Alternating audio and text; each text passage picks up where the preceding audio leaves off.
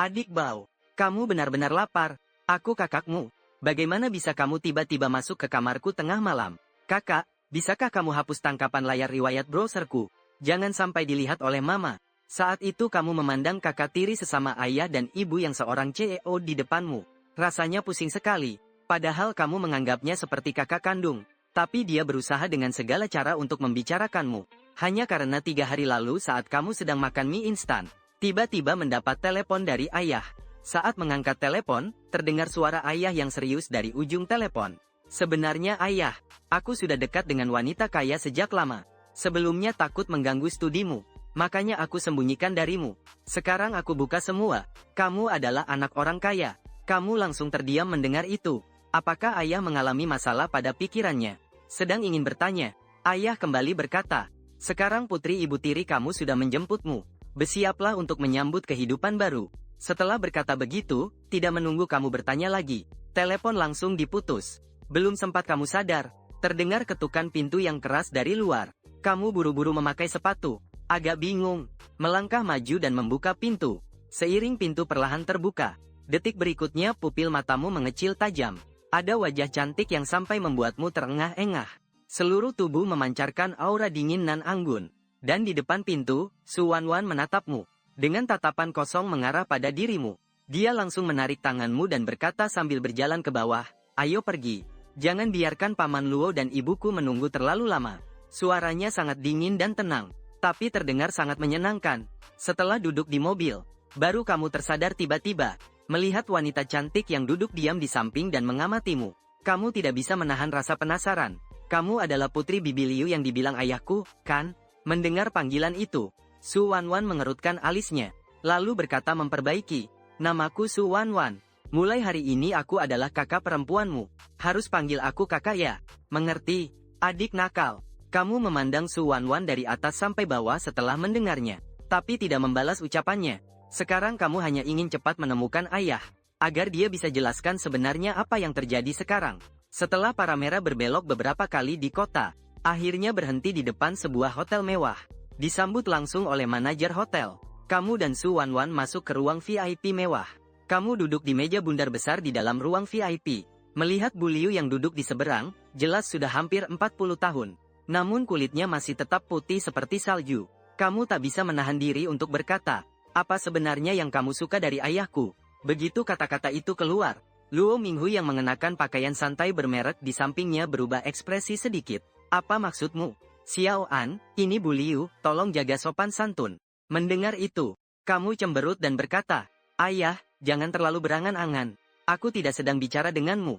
Aku sedang bicara dengan tante ini. Saat itu ayahmu tampak muram. Kalau bukan karena ada orang di situ, kamu pasti tidak bisa menghindari pukulan hebat. Ibumu meninggal sebelum kamu lahir.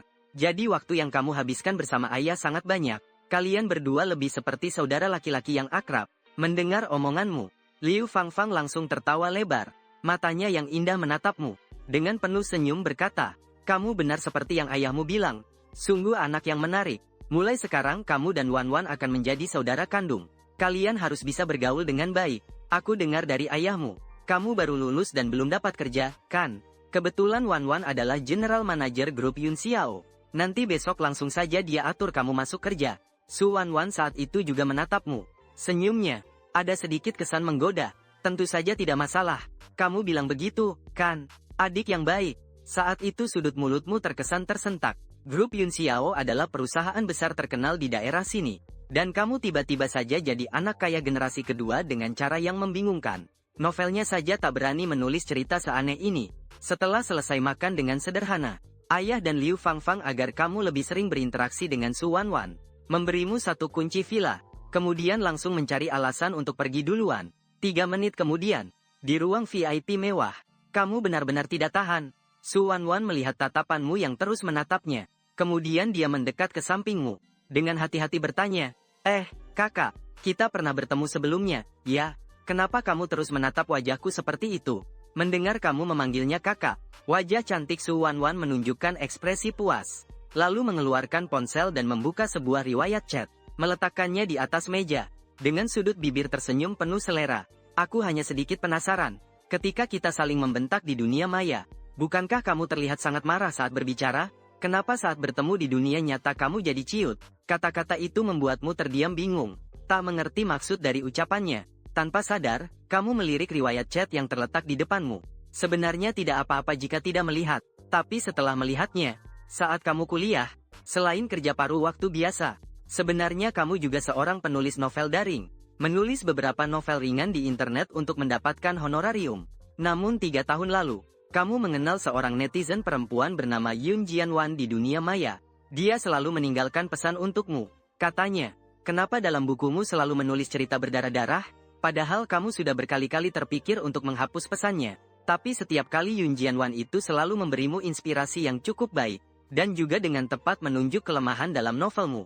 Namun meskipun begitu, kamu tetap menganggap dia perempuan yang agak bodoh.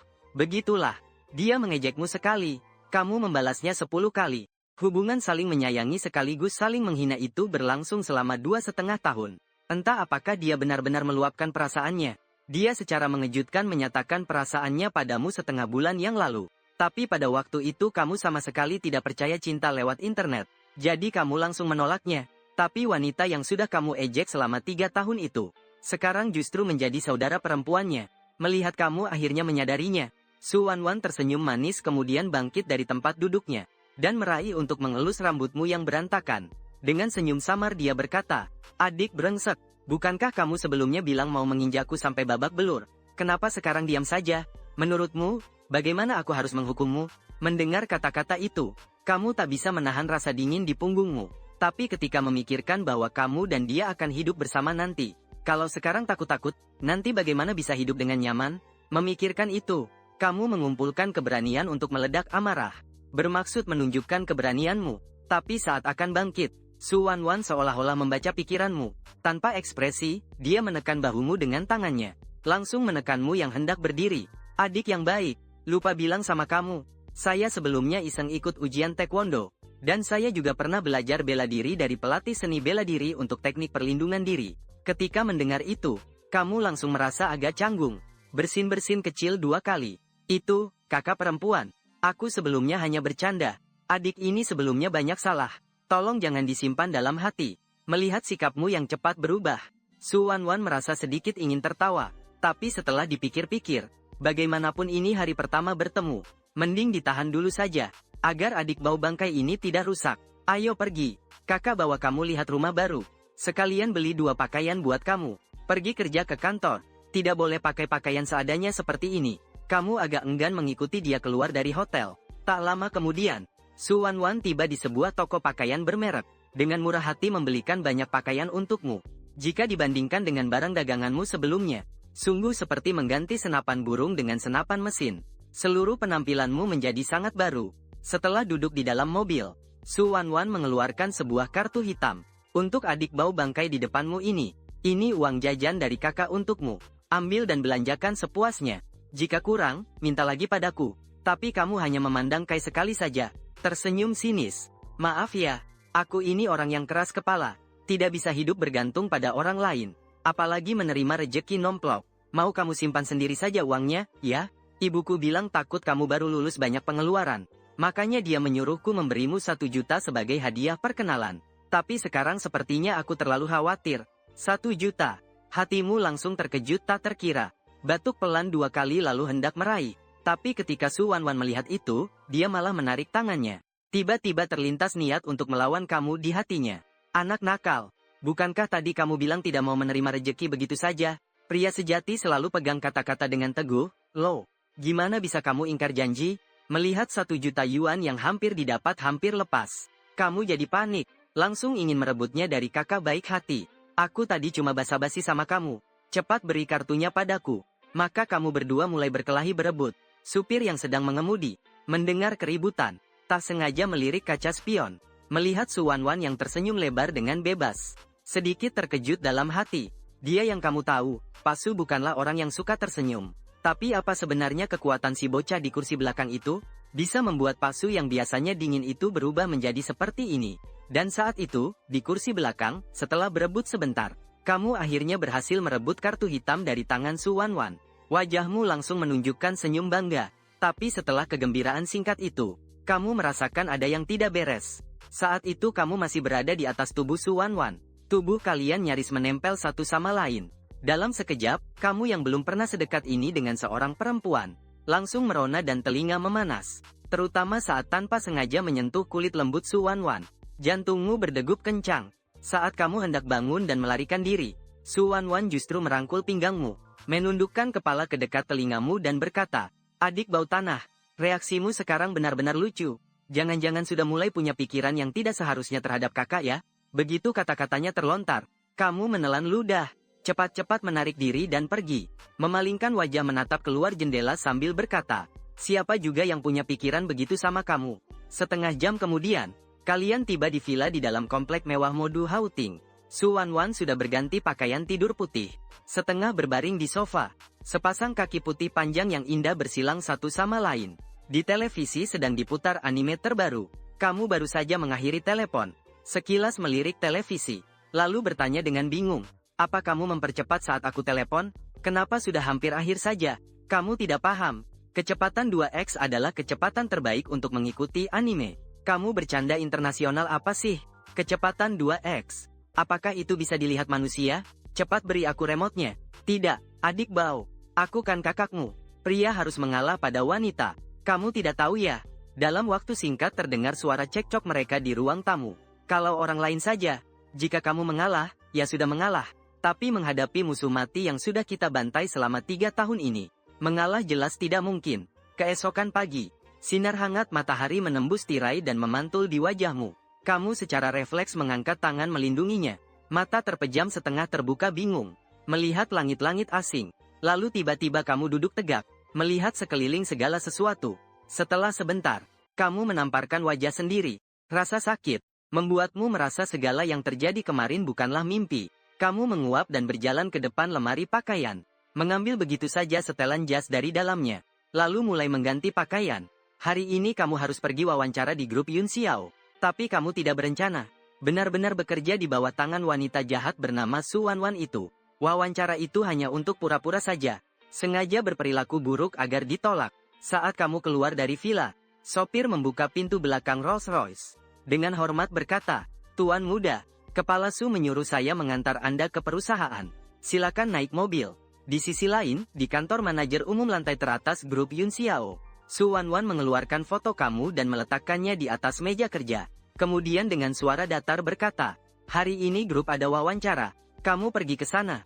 Orang di foto ini adalah adik laki-laki saya yang tidak berguna. Tidak peduli apa yang dia katakan, langsung terima saja." Sementara itu, sekretaris Ye yang telah lama berkecimpung di dunia kerja, langsung mengerti maksud Su Wanwan, dan mengambil foto di atas meja.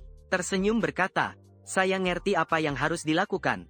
Kalau Kepala Su tidak ada hal lain. Kalau begitu aku duluan ya." Setelah sekretaris pergi, Su Wanwan yang menunduk mengerjakan pekerjaan kantor. Sudut bibirnya terangkat membentuk senyuman tipis. "Adik sialan, benar-benar kira aku nggak tahu apa yang kamu pikirkan di kepalamu. Masih ingin lepas dari genggaman kakak. Mungkin di kehidupan selanjutnya saja." Tak lama kemudian tiba waktu wawancara. Ruang rapat wawancara sudah penuh dengan orang-orang. Sekretaris Ye duduk di kursi utama. Tatapan tajamnya menyapu orang-orang di bawah. Cepat-cepat semua orang menyerahkan CE-nya, dan mulai melakukan perkenalan diri. Bukan dari universitas ternama luar negeri, maka pasti dari universitas bergengsi dengan peringkat tinggi di dalam negeri. Beberapa pewawancara melihat CV di tangan mereka, mengangguk puas. Kelihatannya tahun ini bisa merekrut beberapa bibit unggul. Sedangkan wajah sekretaris Ye sama sekali tidak berubah. Jarumnya terus mengetuk meja, seperti sedang menunggu sesuatu. Akhirnya setelah semua orang selesai memperkenalkan diri, tinggal kamu yang terakhir. Seorang pewawancara pria bertanya penasaran tentang CV kamu. Kamu pun dengan percaya diri menjawab, "Tidak ada benda itu. Gue wawancara nggak pernah bawa CV." Setelah berkata begitu, entah kenapa ada rasa bangga yang meluap di hatimu. Sudah lama nggak sesombong ini. Kalau ini tidak lolos, saya rasa langit akan runtuh. Ya ampun. Beberapa pewawancara mengerutkan dahi. Saat mereka hendak memarahi, sekretaris Ye justru pada saat itu mulai bertepuk tangan, tersenyum dan berkata, "Bagus. Sangat bagus. Pikiran jenius memang berbeda dari orang biasa. Cara kerjanya pun unik. Perusahaan kami kekurangan talenta tingkat tinggi sepertimu." Mendengar itu, kamu langsung terpaku. Orang-orang yang lain yang ikut wawancara terkejut. Duduk di kursinya, tak berani percaya pada telinganya sendiri. Tidak membawa resume, dikatakan memiliki pikiran jenius. Dan para pewawancara di sekitarmu semuanya seperti mesin. Setelah melihat sikap sekretaris Ye, mereka langsung mengerti sesuatu dalam hati. Juga segera bertepuk tangan setuju. Rangkaian pujian ini membuatmu jadi bingung. Kalau dia tidak bilang, kamu bahkan tidak tahu betapa hebat dirimu. Setengah jam kemudian, di dalam kantor manajer umum, Su Wanwan sedang menunduk, konsentrasi melihat dokumen. Tiba-tiba pintu kantor terbuka. Dengan wajah marah, kamu langsung masuk. Su Wanwan, kamu pasti yang menyusun sekretaris Ye itu untuk mengkhianati saya. Benar kan? Kamu mau sengaja buat aku susah gini ya? Su Wanwan yang sedang terganggu mengangkat kepala sedikit. Matanya memancarkan sedikit hawa dingin. Tubuhnya mengeluarkan aura tekanan yang kuat. Suaranya dingin seperti wanita tangguh. Dengan nada yang tidak bisa ditolak memanggil kakak. Kamu merasa agak malu saat dia melihatmu seperti itu. Dengan suara pelan memanggil kakak. Su Wanwan. Barulah dia mengangguk puas. Kemudian dia berdiri dari balik meja kerjanya. Melangkah dengan sepatu hak tinggi ke depanmu. Mengulurkan tangan untuk mengelus kepalamu. Berbisik lembut. Kakak gak bakal buat susah kamu. Kakak bakal lindungi kamu. Mendengar kata-kata itu, kamu meringis. Lindungi aku. Membuat aku geli. Sekitar jam 11 pagi di tempat kerja. Kamu sedang duduk di depan komputer main Spider Solitaire. Rekan kerja di sekelilingmu merasa sangat iri. Soalnya kamu langsung dibawa oleh sekretaris Ye sendiri. Terlihat jelas kamu punya hubungan istimewa. Bahkan kalau kepala bagian datang, mereka cuma bisa pura-pura tidak lihat. Saat itulah, layar ponselmu menyala. Muncul sebuah pesan. Ada makan malam nanti malam. Kamu setelah jam kerja ikut aku lihat pesan ini. Kamu mengernyitkan kening. Wajahmu menunjukkan senyum sinis. Setelah mematikan ponsel, sembarangan diletakkan di samping. Kamu memintaku pergi. Aku pun pergi. Anggap aku anjing peliharaan di rumah. Saat itu kamu menyadari rekan kerja perempuan di sebelahmu sedang mengintipmu. Kemudian kamu menoleh ke arahnya. Berbicara dengannya dengan percaya diri. Sementara di kantor manajer umum, Su Wanwan duduk di meja kerjanya. Melihat monitor komputer pengawas. Marah sampai menggertakkan gigi. Kata si brengsek adik laki-laki itu. Bermain-main saat jam kerja. Tidak membalas pesan saya sudah parah. Ternyata juga merayu rekan kerja perempuan di sebelahnya. Nanti setelah pulang kerja, lihat bagaimana aku akan menanganinya. Akhirnya kamu tiba pada waktu pulang kerja jam 5 sore. Sudah tidak sabar. Kamu berlari keluar kantor seperti anak panah yang dilepaskan dari busur.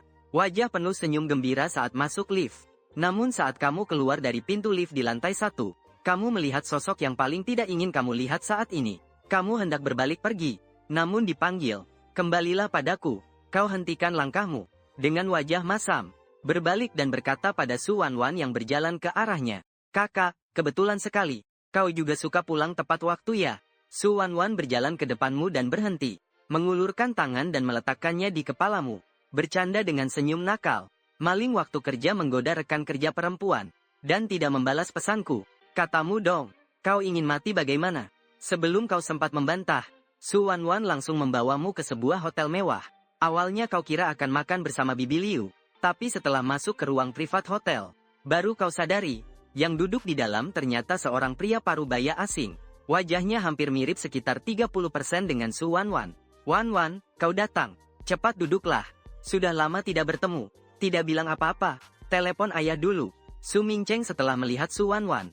Wajah seriusnya memperlihatkan sedikit senyum. Adapun kau yang di samping, dia bahkan malas menatap sekalipun. Su Wanwan menarikmu duduk di hadapan ayahnya. Dengan suara pelan memperkenalkan, ini adalah ayahku. Mendengar kata-kata ini, kau tetap tenang tanpa ekspresi. Namun sebenarnya hatimu sangat terkejut. Melalui orang tua yang bergantung pada suaminya dan lemah lembut, kau memang tahu beberapa hal tentang keluarga Su. Tapi kenapa Su Wanwan membawa dirinya sendiri untuk bertemu ayahnya? Setelah beberapa saat, kau duduk di samping sambil menyalakan telinga. Setelah mendengarkan sejenak, akhirnya kau mengerti mengapa orang tua Su Wanwan bercerai. Ayahnya demi karir dan keuntungan. Sejak kecil telah meninggalkan ibu dan anak perempuan mereka dan pergi ke luar negeri. Sekarang kembali hanya untuk membawa Su Wanwan pergi ke luar negeri untuk berkembang. Setelah 10 menit, akhirnya mengetahui bahwa rayuan sia-sia, Su Mingcheng menarik napas berat. Beranjak berdiri dan berjalan keluar dari ruang pribadi. Setelah Su Mingcheng pergi, kau baru berpikir apakah harus menghibur Su Wanwan.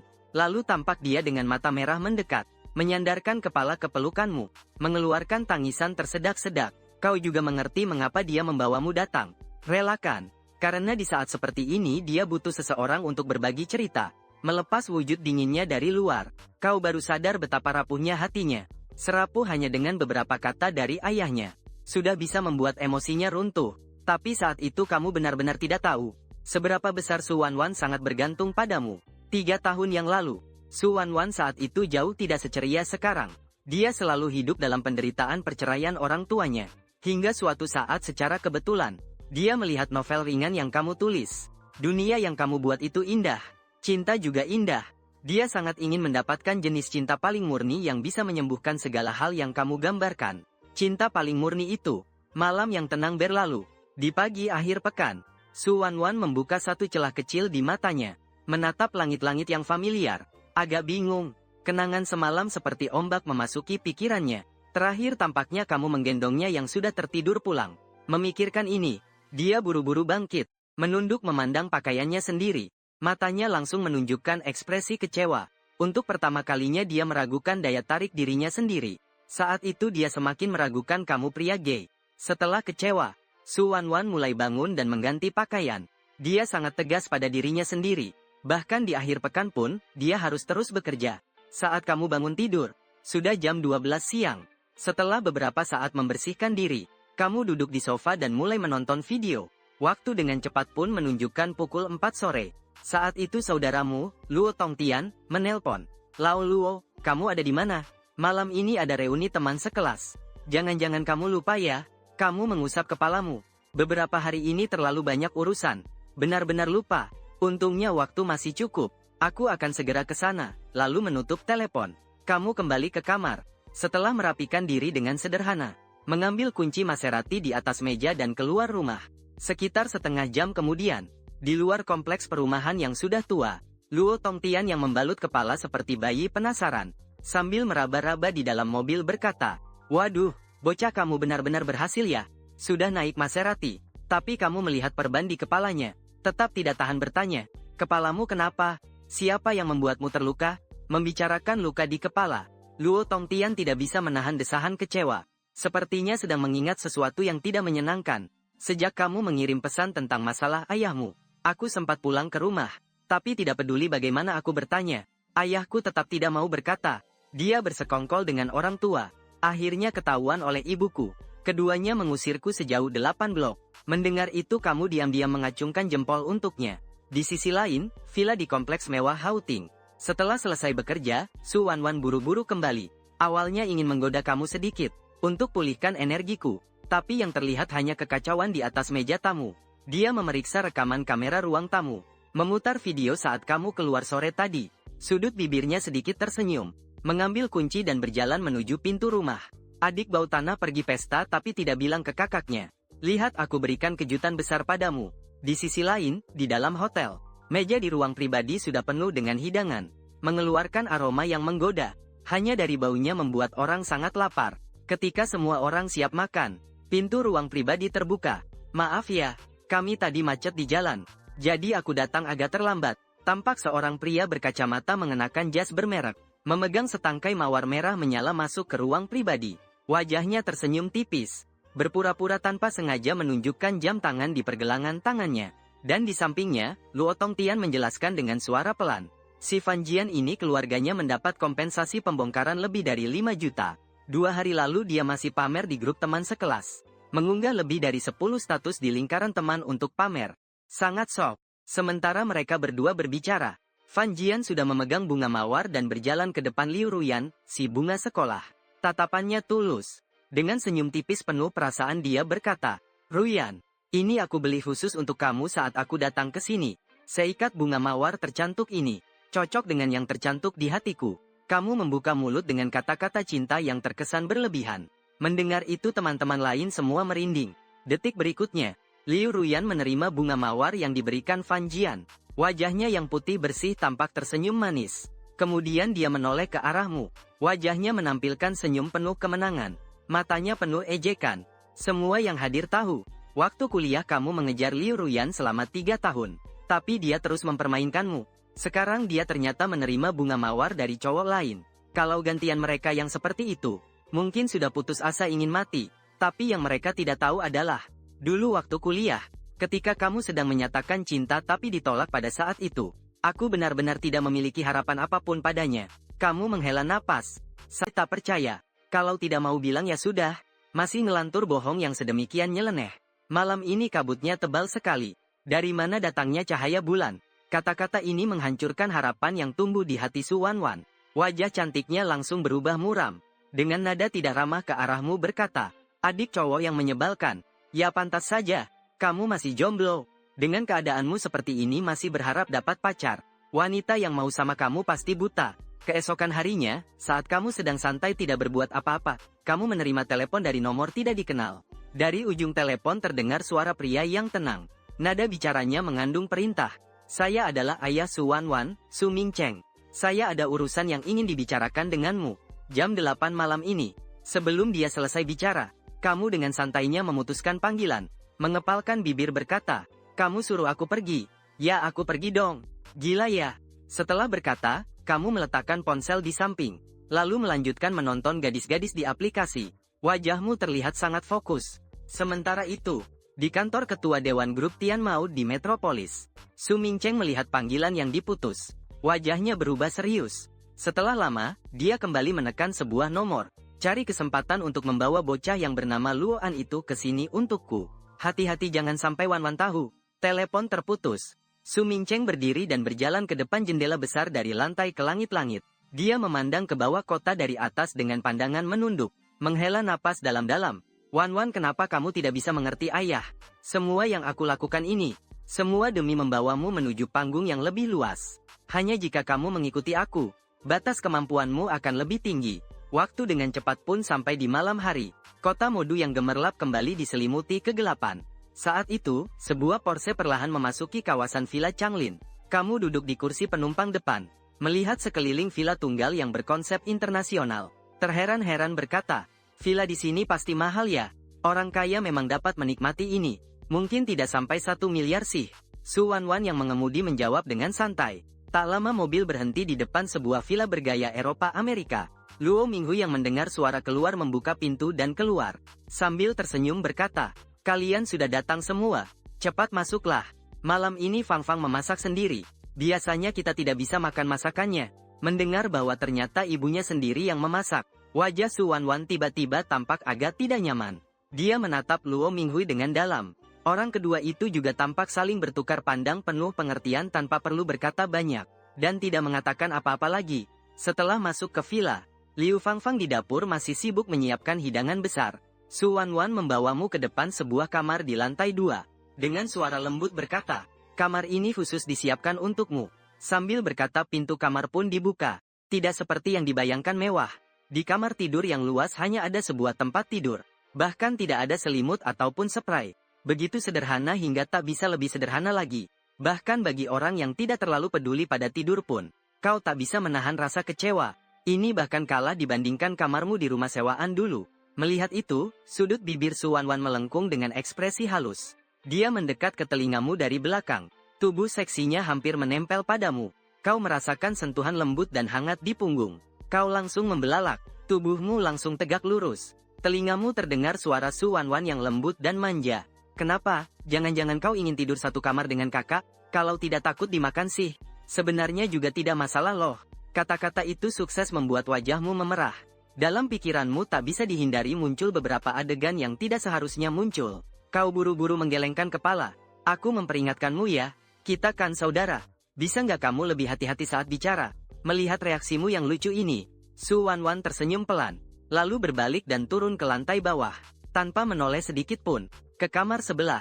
Itu kamar aku. Seharusnya ada selimut tambahan di laci lemari. Kamu ambil dan taruh saja. Kalau sampai kamu kedinginan sampai flu, kakak pasti akan merasa sedih. Kamu menatap sosoknya yang berjalan turun dengan penuh kebencian. Tidak mengerti kenapa wanita ini selalu suka menggoda dirimu. Kamu masuk ke kamar sebelah. Setelah menyalakan lampu, mendorong pintu dan masuk ke dalam. Tapi detik berikutnya pemandangan di depanmu membuatmu terpaku. Bukankah ini rumahnya? Kenapa kamarnya juga sederhana sekali? Saat kamu selesai merapikan tempat tidur dan turun ke bawah, Liu Fangfang yang mengenakan celemek sedang keluar dari dapur. Dengan membawa sepiring daging rebus kecap, warna dan aromanya sampai kamu hampir menelan ludah. Saat duduk di meja makan, bersiap menikmati hidangan lezat itu, Luo Minghui dan Su Wanwan bertukar pandang. Satu menuju kamar mandi.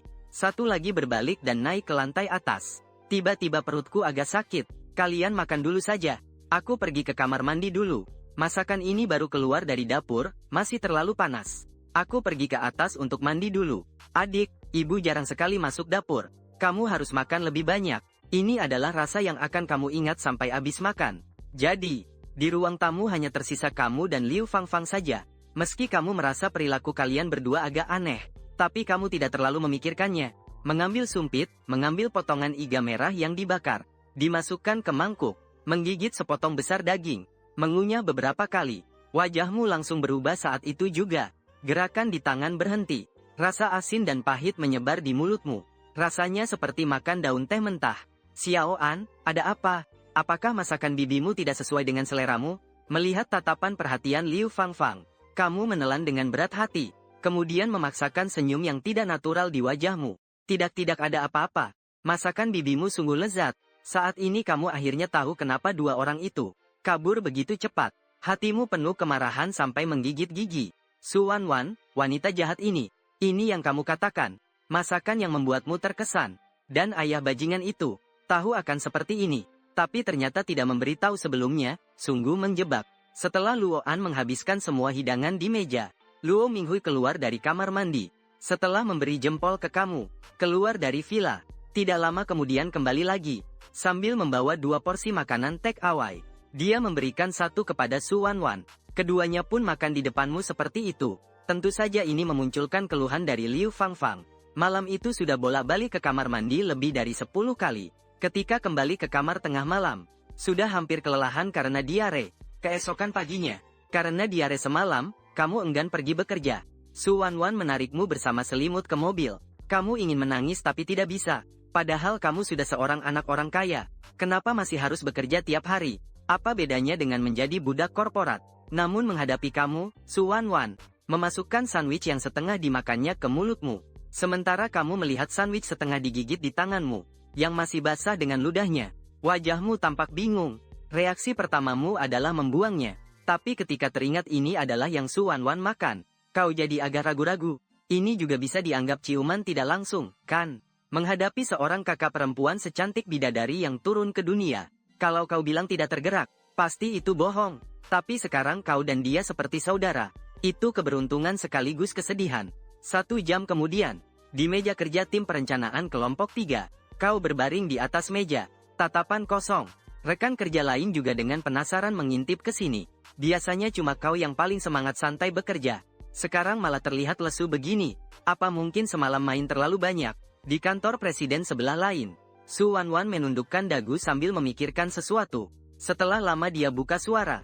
Sekretaris Ye, apakah kamu pernah pacaran? Pertanyaan mendadak ini membuat Sekretaris Ye terkejut. Reaksinya adalah mengira telinganya bermasalah. Su presiden yang dingin seperti gunung es ini ternyata menanyakan soal percintaan seperti itu. Sekretaris Ye ragu sejenak. Pikirannya bergerak cepat, mendekat ke Su Wanwan dan menurunkan suara. Bertanya dengan hati-hati, apakah yang Anda maksud itu sesama jenis atau berbeda jenis? Dia sudah berada di sisi Su Wanwan selama 2 tahun juga. Awalnya ada pemuda kaya yang mengejar, tapi sejak Su Wanwan membuat salah satu dari mereka menderita akibatnya, tidak ada yang berani mengejar lagi. Mungkinkah yang dilirik bos Su adalah dirinya sendiri? Memikirkan hal ini, Sekretaris Ye tak dapat menahan diri dan mundur 2 langkah. Agak takut. Kepada bos Su, saya sudah punya pacar. Benar-benar tidak bisa. Su Wanwan memandangnya dengan ekspresi tanpa kata. Dengan tenang berkata, maksud saya pria, kata-kata itu. Sekretaris Ye akhirnya merasa lega. Lalu dia mendekat ke sisi Su Wanwan, berbisik, bisa membimbing bos Su dalam bercinta. Kelebihan ini bisa dibanggakan seumur hidupnya. Namun ketika banyak informasi masuk ke otak Su Wanwan, dia mengangguk dengan setengah mengerti, memutuskan untuk mencoba apa yang dikatakan Sekretaris Ye padamu. Jika memang bisa, dia juga tidak ingin menyerang terlebih dahulu. Tapi kamu ini seperti kayu, dia sudah beberapa kali memberi kode rahasia, tapi tidak bereaksi sama sekali. Sementara itu, di sebuah kedai kopi di kota Magic, Luo Tongtian duduk bersama 2 pria berbaju hitam. Salah satu dari mereka mengeluarkan sebatang uang merah dari tubuhnya. Perkiraan kasar sekitar 20.000 lebih. Diletakkan di atas meja. Dengan suara lembut berkata, asalkan kamu bantu kami memanggil Luo An keluar, uang ini akan menjadi milikmu. Kamu juga tidak perlu khawatir kami akan menyakitinya. Hanya saja bos kami ingin berbicara dengannya tentang Nona Su saja. Sebagai seorang ayah, khawatir tentang putrinya. Itu sangat wajar, bukan? Luo Tongtian memperhatikan kedua orang itu. Awalnya dia hanya pergi ke supermarket untuk membeli 2 bungkus tisu. Tak disangka baru keluar dari pintu supermarket. Langsung dibawa oleh 2 orang ini ke sini. Mengaku sebagai orang di bawah Su Wanwan, ayahnya. Kalian mengira siapa aku, Luo Tongtian ini? Apa aku terlihat seperti orang yang mengkhianati saudara? Siapa Luoan itu? Itu Asteris TM adalah saudaraku. Kalian pikir uang kotor sekecil apapun bisa membuatku mengkhianati? Saudara terbaikku. Belum selesai berbicara. Kemudian orang lain mengeluarkan sebatang uang lagi dari dalam pelukan, diletakkan di meja. Luo Tongtian melihat itu lalu batuk 2 kali dan berkata, aku sangat mengerti perasaan seorang ayah yang peduli pada putrinya. Sambil berkata dia mengeluarkan ponsel dan mencari nomor teleponmu. Lalu menelpon. Tidak lama kemudian telepon tersambung. Lao Luo, kamu suruh aku cari filmnya. Aku susah payah meminta teman untuk mendapatkannya. Aku mengirimkan lokasinya padamu. Kau sekarang datanglah. Kata-kata itu terlontar tanpa menunggu kau menjawab dan langsung memutuskan telepon. Dalam keheningan ekspresi antara kalian berdua, Luo Tongtian menunjukkan ekspresi sombong.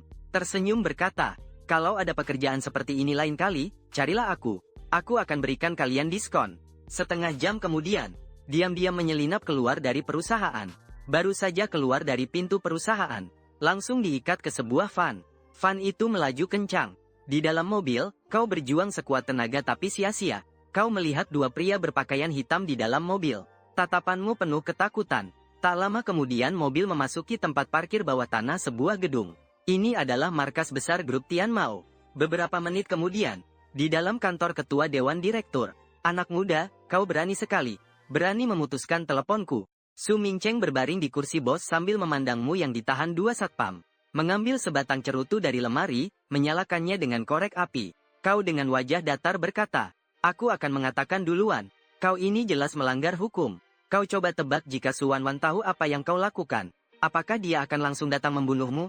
Su Mingcheng tidak menghiraukan apa yang kamu katakan. Melainkan berdiri dan berjalan ke jendela lantai hingga langit-langit. Melihat ke kota yang ramai di bawah. Punggung menghadapimu. Dengan suara datar berkata, sejak Wanwan membawamu untuk bertemu denganku, aku sudah tahu kamu menempati posisi yang sangat penting di hatinya.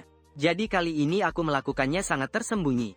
Nak, aku memperingatkanmu. Kalian berdua memang bukan orang satu jalur. Kamu hanya akan membebani dia. Tinggalkan putriku. Aku memberimu 5 juta. Mendengar kata-kata ini, kamu pun akhirnya mengerti tentang perasaan. Dia kira dia sudah akrab dengan Su Wanwan. Padahal kamu dan dia hanya terikat oleh karma selama 3 tahun. Tetapi kebaikan Su Wanwan padanya, sangat kamu sadari dalam hatimu. Lalu detik berikutnya kamu langsung menunjuk hidung Su Mingcheng dan berkata, sebelum kamu mengikatku ke sini, seharusnya kamu mengenalku lebih dalam dulu. Tahukah kamu betapa sedihnya dia menangis setelah kamu pergi hari itu? Uang bisa membeli banyak hal, tapi pasti tidak bisa membeli cinta. Karena berbicara terlalu cepat, dadamu naik turun dengan cepat, tapi ekspresimu sangat tegas. Sama sekali tidak menyesali apa yang telah kamu lakukan. Wajah Su Mingcheng langsung berubah suram. Dia sudah bertahan di kota ajaib ini bertahun-tahun. Belum pernah ada orang yang memarahinya langsung seperti itu. Sebelum dia sempat bicara apapun, kau hanya mendengar dia mencibir dingin. Lalu berbalik dan berjalan keluar kantor. 2 satpam melihat bosnya tidak bicara, maka mereka tidak menghalangi, tapi justru mundur dengan pengertian. Tak lama kemudian di kantor besar itu hanya tinggal Su Mingcheng sendiri. Dan tepat pada saat itu, pintu bilik kecil di dalam kantor terbuka dan sosok Anggun keluar dari sana. Ternyata itu Su Wanwan. Apa yang baru saja kau katakan? Dia mendengarnya dengan jelas dari samping. Di sisi lain, Su Wanwan merasa agak menyesal. Seandainya aku tahu akan begini jadinya, dia seharusnya tidak membiarkan Su Wanwan datang ke sini. Awalnya kupikir kau akan segera meninggalkan Su Wanwan demi uang. Tapi tidak kusangka malah menjadi seperti sekarang. Aku sudah sering bilang, dia dan kau berbeda secara esensial. Jadi tolong jangan ganggu hidupku lagi nanti.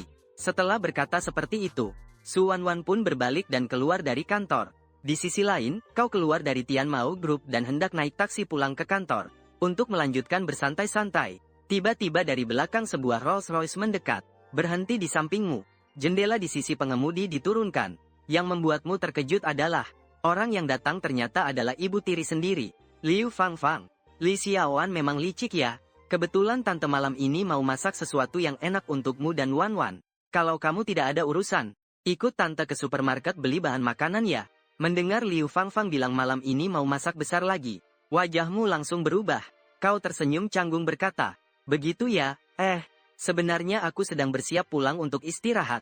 Malam ini kalau kamu tidak ikut, aku akan bilang pada Wan Wan kamu diam-diam keluar saat jam kerja. Tebak bagaimana dia akan menghukummu. Mendengar itu, kau menghela napas. Berusaha memaksakan senyuman berkata, sebenarnya aku paling suka beli bahan makanan. Akhirnya kau pun terpaksa naik mobil ibu kaya itu. Duduk di sebelah pengemudi Rolls Royce. Sambil menenangkan diri dalam hati. Sambil diam-diam menangis, dengan suara menggelegar Rolls Royce itu, melaju ke supermarket bahan makanan terdekat. Namun beberapa menit kemudian kau baru sadar, mobil itu tanpa kau sadari sudah tiba di bawah gedung grup Yun Xiao. Dan tepat saat itu, Liu Fangfang menghentikan mobil di pinggir jalan, menoleh dan tersenyum lembut berkata, sudah cukup, kalau soal makan malam Xiao An, kamu sebaiknya makan bersama Wan Wan saja. Ayah dan aku akan pergi berlibur beberapa hari ini. Tentu saja, kalau kamu ingin makan, Bibi bisa mengantar. Kamu tanpa ragu turun dari mobil, dan berkata tidak perlu, Bibi. Yuk, ceritakan. Lalu berlari menuju kantor. Tapi yang tidak kamu sangka, baru saja melangkah masuk ke pintu kantor, Su Wan Wan sudah berdiri di depan lift dengan dahi berkerut menatapmu. Kamu hanya bisa dengan wajah cemberut mengikuti dia masuk ke ruang manajer umum. Di dalam ruang kantor, Su Wan Wan duduk rebahan di kursi. Wajah anggunnya yang dingin menunjukkan sedikit rasa dingin. Seperti hakim yang mengadili terdakwa. Adik laki-lakiku yang baik, biasanya kamu berani bermain-main saat kerja saja sudah parah. Kenapa kali ini kamu berani kabur diam-diam? Kamu berdiri gemetar. Sangat memalukan. Apa aku bisa tidak bilang? Aku beri kamu waktu 3 detik untuk berpikir. Waktu habis. Kalau kamu tidak bilang, mulai besok kamu akan menyapu toilet. Saat itu, kebencianmu pada Luo Tongtian kembali naik. Andai bukan karena orang ini menggunakan dis yang aneh itu untuk menggoda dirimu, juga tidak sampai menyebabkan situasi seperti sekarang. Tapi kamu tetap menggigit gigi dan mengungkapkan masalahnya. Mendengar alasan yang ternyata begitu rendah itu, bahkan Su Wan Wan dalam hatinya tidak bisa tidak merasa speechless. Apakah pesonaku tidak cukup? Kenapa adik bau ini masih ingin pergi mencuri pernikahan? Dia bangkit dan berjalan menuju kamu. Kalau begitu, maka aku akan menghukummu. Besok ikut aku jalan-jalan ya. Kalau berani menolak, kau sudah mati. Kebetulan saat itu sekretaris Ye masuk, melihat pemandangan ini, dengan bingung berkata, Direktur Su, bukankah kau tadi keluar? Kok bisa cepat kembali? Mendengar itu, kamu segera membelalak dengan marah berkata, aku pergi, kau juga diam-diam keluar juga. Kenapa cuma aku yang dihukum? Aku tidak terima. Su Wan Wan menopang dagu dan berpikir sejenak, lalu berkata baiklah, kalau begitu hukumanku adalah ikut jalan-jalan denganmu. Hatimu sudah mulai mengumpat dalam hati. Sungguh licik ya. Wanita memang makhluk yang tidak masuk akal. Malam itu kamu berbalik-balik di tempat tidur. Sama sekali tidak bisa tidur. Teringat di siang hari di bawah ancaman wanita jahat bernama Su Wan Wan. Telah membocorkan tentang dirimu dan saudaramu menonton video dewasa. Bahkan tidak tahu dari mana asalnya. Telah menyimpan riwayat chat antara dirimu dan saudaramu. Semakin dipikir semakin marah, akhirnya kau mengumpulkan keberanian. Diam-diam keluar dari kamar. Berjinjit. Berjalan keluar kamar Su Wan Wan. Lalu menempelkan telinganya di pintu. Setelah memastikan tidak ada suara di dalam, baru dengan perasaan sedikit tegang menggenggam pintu. Kalau tangan ini dulu untuk diam-diam masuk ke kamar perempuan, hal seperti ini pasti tidak akan kamu lakukan. Tapi begitu teringat ada riwayat kelammu di ponsel Su Wan Wan, kau tetap mengumpulkan keberanian. Pintu kamar terbuka. Kau berjinjit. Diam-diam masuk ke dalam. Karena tirai tertutup rapat, yang terlihat gelap gulita. Di udara tercium aroma harum khas wanita. Di atas tempat tidur terbaring sosok seseorang dengan tenang. Di bawah selimut terlihat sepotong betis yang halus dan lembut, membuatmu tak tahan untuk melihat 2 kali. Lantas kau menggelengkan kepala, mengalihkan pandangan dan melangkah maju, menggunakan selimut untuk menutupi kaki Su Wan Wan, lalu memandang sekeliling, baru berhasil menemukan ponsel yang sedang dicas di meja samping tempat tidur. Membuka dan seperti diduga, memerlukan sandi atau sidik jari untuk membuka kunci. Melihat situasi itu, kamu hanya bisa menguatkan hati dan datang ke sisi lain tempat tidur. Melihat Su Wan yang tidur dengan mata terpejam di atas tempat tidur, kamu dengan gemetar mengulurkan tangan. Saat kamu hendak menekan tangan Su Wan di layar, namun tak disangka sama sekali, dia tiba-tiba meraih pergelangan tanganmu, mendekapmu yang setengah berbaring di pinggir tempat tidur ke dalam pelukannya. Belum sempat kamu bereaksi, Kaki jenjang itu langsung mengapit pinggangmu. Kemudian kamu mendengar suara bisikan Suwan di telingamu. Pria bajingan, kamu adalah aku. Mendengar itu, hatimu sudah terangkat sampai ke tenggorokan. Kamu menghela napas lega. Ternyata hanya mimpi. Tapi apa maksud pria bajingan itu? Jangan-jangan wanita ini sudah punya pacar. Tapi itu wajar saja. Siapa yang menyuruh dia begitu cantik? Pasti banyak yang mengejarnya. Tapi entah kenapa, hatimu malah merasa sedikit kecewa. Tak sempat memikirkan lebih lama. Dengan cepat kamu menekan tangan Suwan ke layar. Membuka kunci. Setelah menghapus foto-foto tersebut, kamu melepaskan diri dari pelukan Suwan. Meletakkan ponsel kembali ke tempat semula. Barulah kamu diam-diam keluar dari kamar. Di dalam kamar yang gelap gulita, Su Wanwan berbaring di tempat tidur. Wajah cantiknya memerah sedikit. Keesokan paginya, langit baru mulai terang. Suara jangkrik terdengar dari luar jendela. Saat Su Wanwan keluar dari kamar, kamu yang mengenakan celemek kebetulan membawa sepanci bubur keluar dari dapur. Dengan alami menyapanya. Sudah bangun. Cepatlah ke sini untuk sarapan. Su Wanwan duduk di meja makan. Melihat kamu mengambil mangkuk dan mengisi bubur. Wajah cantiknya menampakkan senyum menawan dan berkata, "Adik nakal, kamu bilang aneh tidak? Saya bangun tidur. Foto-foto di ponsel saya semua tiba-tiba hilang semua. Menurutmu siapa yang melakukan ini ya?" Mendengar kata-kata itu, hatimu berdegup kencang. Untungnya kamu sudah siap secara mental. Tanpa mengubah ekspresi membalas dengan satu kalimat. "Entah, mungkin ponselnya diretas oleh hacker. Sekarang hacker sangat lihai. Dengan mudah bisa meretas ponsel seseorang. Untuk melakukan hal-hal yang tidak bisa dilihat orang." Mendengar itu, senyum di wajah Su Wanwan semakin lebar. Dia tidak membongkar sandiwaramu. Setelah makan, kalian berdua berganti pakaian dan keluar rumah. Agar tidak dipandang seperti monyet oleh orang lain, Su Wanwan memilih sebuah mobil buatan dalam negeri seharga puluhan ribu dari garasi. Karena bukan hari libur, sepanjang jalan hampir tidak ada kemacetan. Dengan cepat keduanya mengendarai mobil menuju pusat perbelanjaan terbesar di Modo. Keduanya berjalan menuju pusat perbelanjaan. "Kamu terlihat agak malas." Mengernyit bertanya, "Kamu mau beli apa?" "Dibilang dulu ya. Kalau kamu beli banyak barang lagi, aku nggak mau bawain ya." Mendengar itu, Su Wanwan mengangkat tangan dan mengetuk kepalamu. Memeluk tangan sambil mendengus dingin. "Banyak orang ingin bawain barang untukku tapi tidak ada kesempatan. Kamu, adik nakal, malah berani ngeluh. Pantas saja kamu masih jomblo." Mendengar ucapan itu, kamu langsung gak senang. Dengan tidak puas berkata, "Kamu juga berani ngomong aku. Kamu 2 tahun lebih tua dari aku. Bukankah kamu juga jomblo? Kalau nggak cari orang buat menikah, hati-hati nanti jadi single tua. Aku lihat siapa yang berani nerima kamu." Setelah kata-kata itu keluar, suasana tiba-tiba hening beberapa detik. Kemudian di pusat perbelanjaan yang ramai terdengar teriakan pilu kamu. Tidak lama setelah itu, Su Wanwan masuk ke sebuah toko lipstik, dan di belakangnya, kamu dengan tatapan sedih mengucek punggungmu. "Ikut melihat lipstik dengan Nona? Di sini kami punya beberapa model yang sangat populer di pasaran.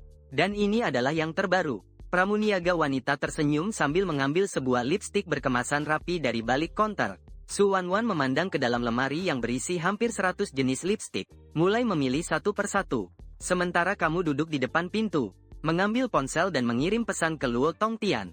"Anak angkat, kamu berani bekerja sama dengan orang luar untuk menjebak ayahmu. Kali ini kamu ingin mati bagaimana?" Pesan dibalas seketika.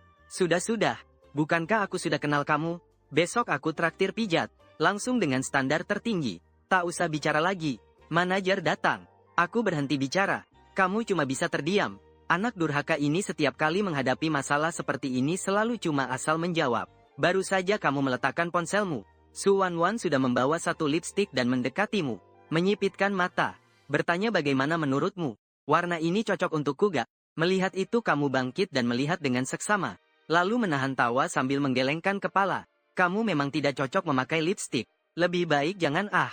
Dengan wajah Su Wanwan, bahkan tanpa hiasan dari barang-barang ini, tak ada yang bisa menandinginya.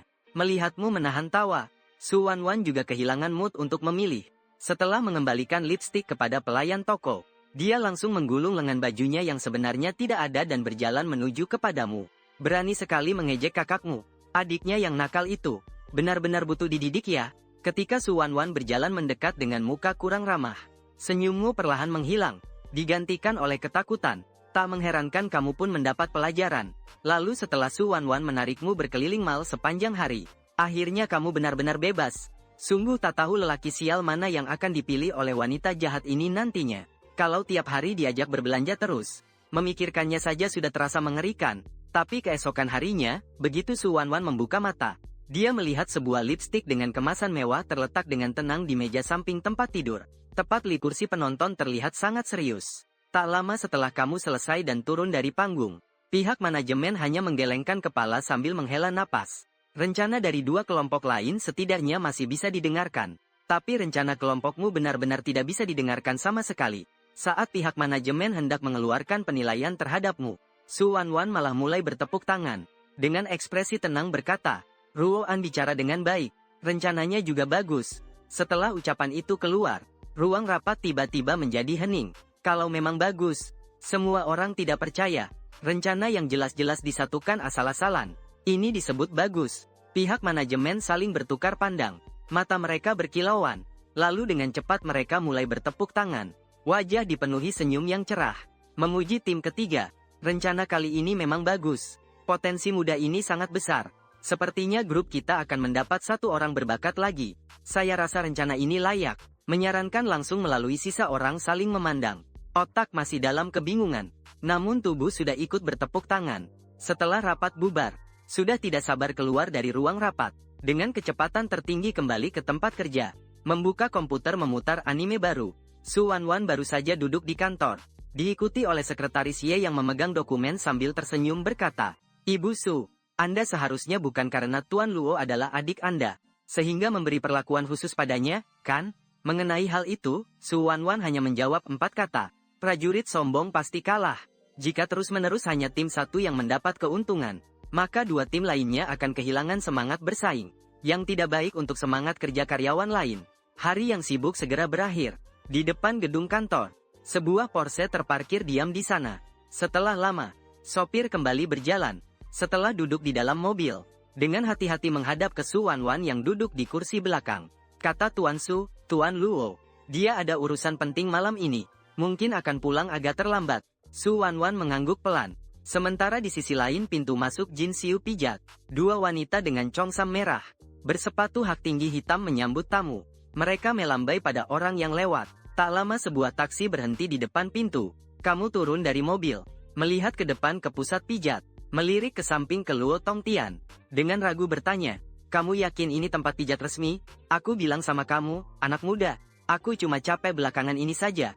Jadi ingin pijat buat rileks sedikit. Jangan kamu kasih aku hal-hal yang gak jelas, ya? Luo Tongtian berkata dengan serius.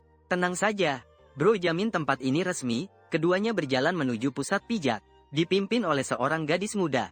Setelah membayar, mereka sampai di depan salah satu kamar. Baru mau masuk, tiba-tiba terdengar suara keras dari meja resepsionis. Jangan bergerak, polisi razia, kalian punya waktu setengah jam. Di depan kantor polisi Magic City, di dalam piyama, dibungkus mantel hitam, Su Wanwan memimpin kamu keluar. Inilah yang kau sebut mengurus urusan penting. Kau benar-benar adik laki-lakiku yang baik. Benar-benar membuat kakakmu bangga. Suara dingin bercampur angin sepoi masuk ke telingamu. Kau menunduk, tak berani bicara. Sebenarnya kupikir selama ini tak pernah mencoba pijat. Hanya ingin mengalaminya. Tapi tak kusangka belum mulai sudah tertangkap. Masalahnya wanita jahat bernama Su Wanwan mengetahuinya. Sekarang kesucianmu bisa dibilang sudah hancur. Dalam perjalanan pulang dengan mobil, keduanya duduk diam di kursi belakang. Tak ada lagi yang berkata-kata. Suasana perlahan menekan, membuatmu agak sesak napas. Tak lama mobil memasuki kawasan villa mewah Houting. Setelah berjalan sebentar lagi, berhenti di depan pintu rumah. Kau berjalan turun dari mobil dengan rasa bersalah. Mendorong pintu terbuka, masuk ke ruang tamu yang terang benderang. Karena AC menyala, jadi suhu ruangan agak hangat. Su Wanwan langsung melepas mantel hitam yang dipakainya. Berbalik dan berkata pelan padamu. Baringkan badanmu di sofa. Kau ingin melakukan apa? Kau meringkaskan lehermu. Su Wanwan melirik sebentar. Kau ingin tersenyum dalam hati. Dengan keberanian adik bau ini, melihat dirinya sendiri pun takut. Bagaimana mungkin akan melakukan hal seperti itu? Kemarin sudah diberi kesempatan tapi tidak berguna. Ada nafsu tapi tidak berani. Bukankah kamu ingin pijat? Aku pernah belajar sedikit dulu. Melihat kamu sebagai adik bauku. Hari ini aku istimewakan, bantu pijat sedikit. Mendengar kata-kata ini, kamu dengan ragu-ragu berjalan ke sofa dan berbaring. Tubuh menghadap ke bawah. Kemudian dia mulai memijat sambil berkata kepadamu, kalau benar-benar merasa lelah, sebenarnya tidak harus duduk penuh 8 jam. Kalau memang lelah, Bisa datang ke kantorku untuk berbaring dan istirahat. Jangan sampai dilihat oleh karyawan lain saja. Kalau tidak nanti berpengaruh buruk. Apakah kamu malaikat? Kamu tak tahan bertanya. Di dunia ini, mungkin hanya malaikat yang akan baik padamu seperti ini. Mendengar kata-kata tersebut, Su Wanwan yang sedang memijatmu. Di wajah dinginnya terlihat senyum menawan. Dia tak tahan mendekatkan kepala ke telingamu. Bersuara lembut berkata, iya, kakak adalah malaikat yang hanya milikmu seorang.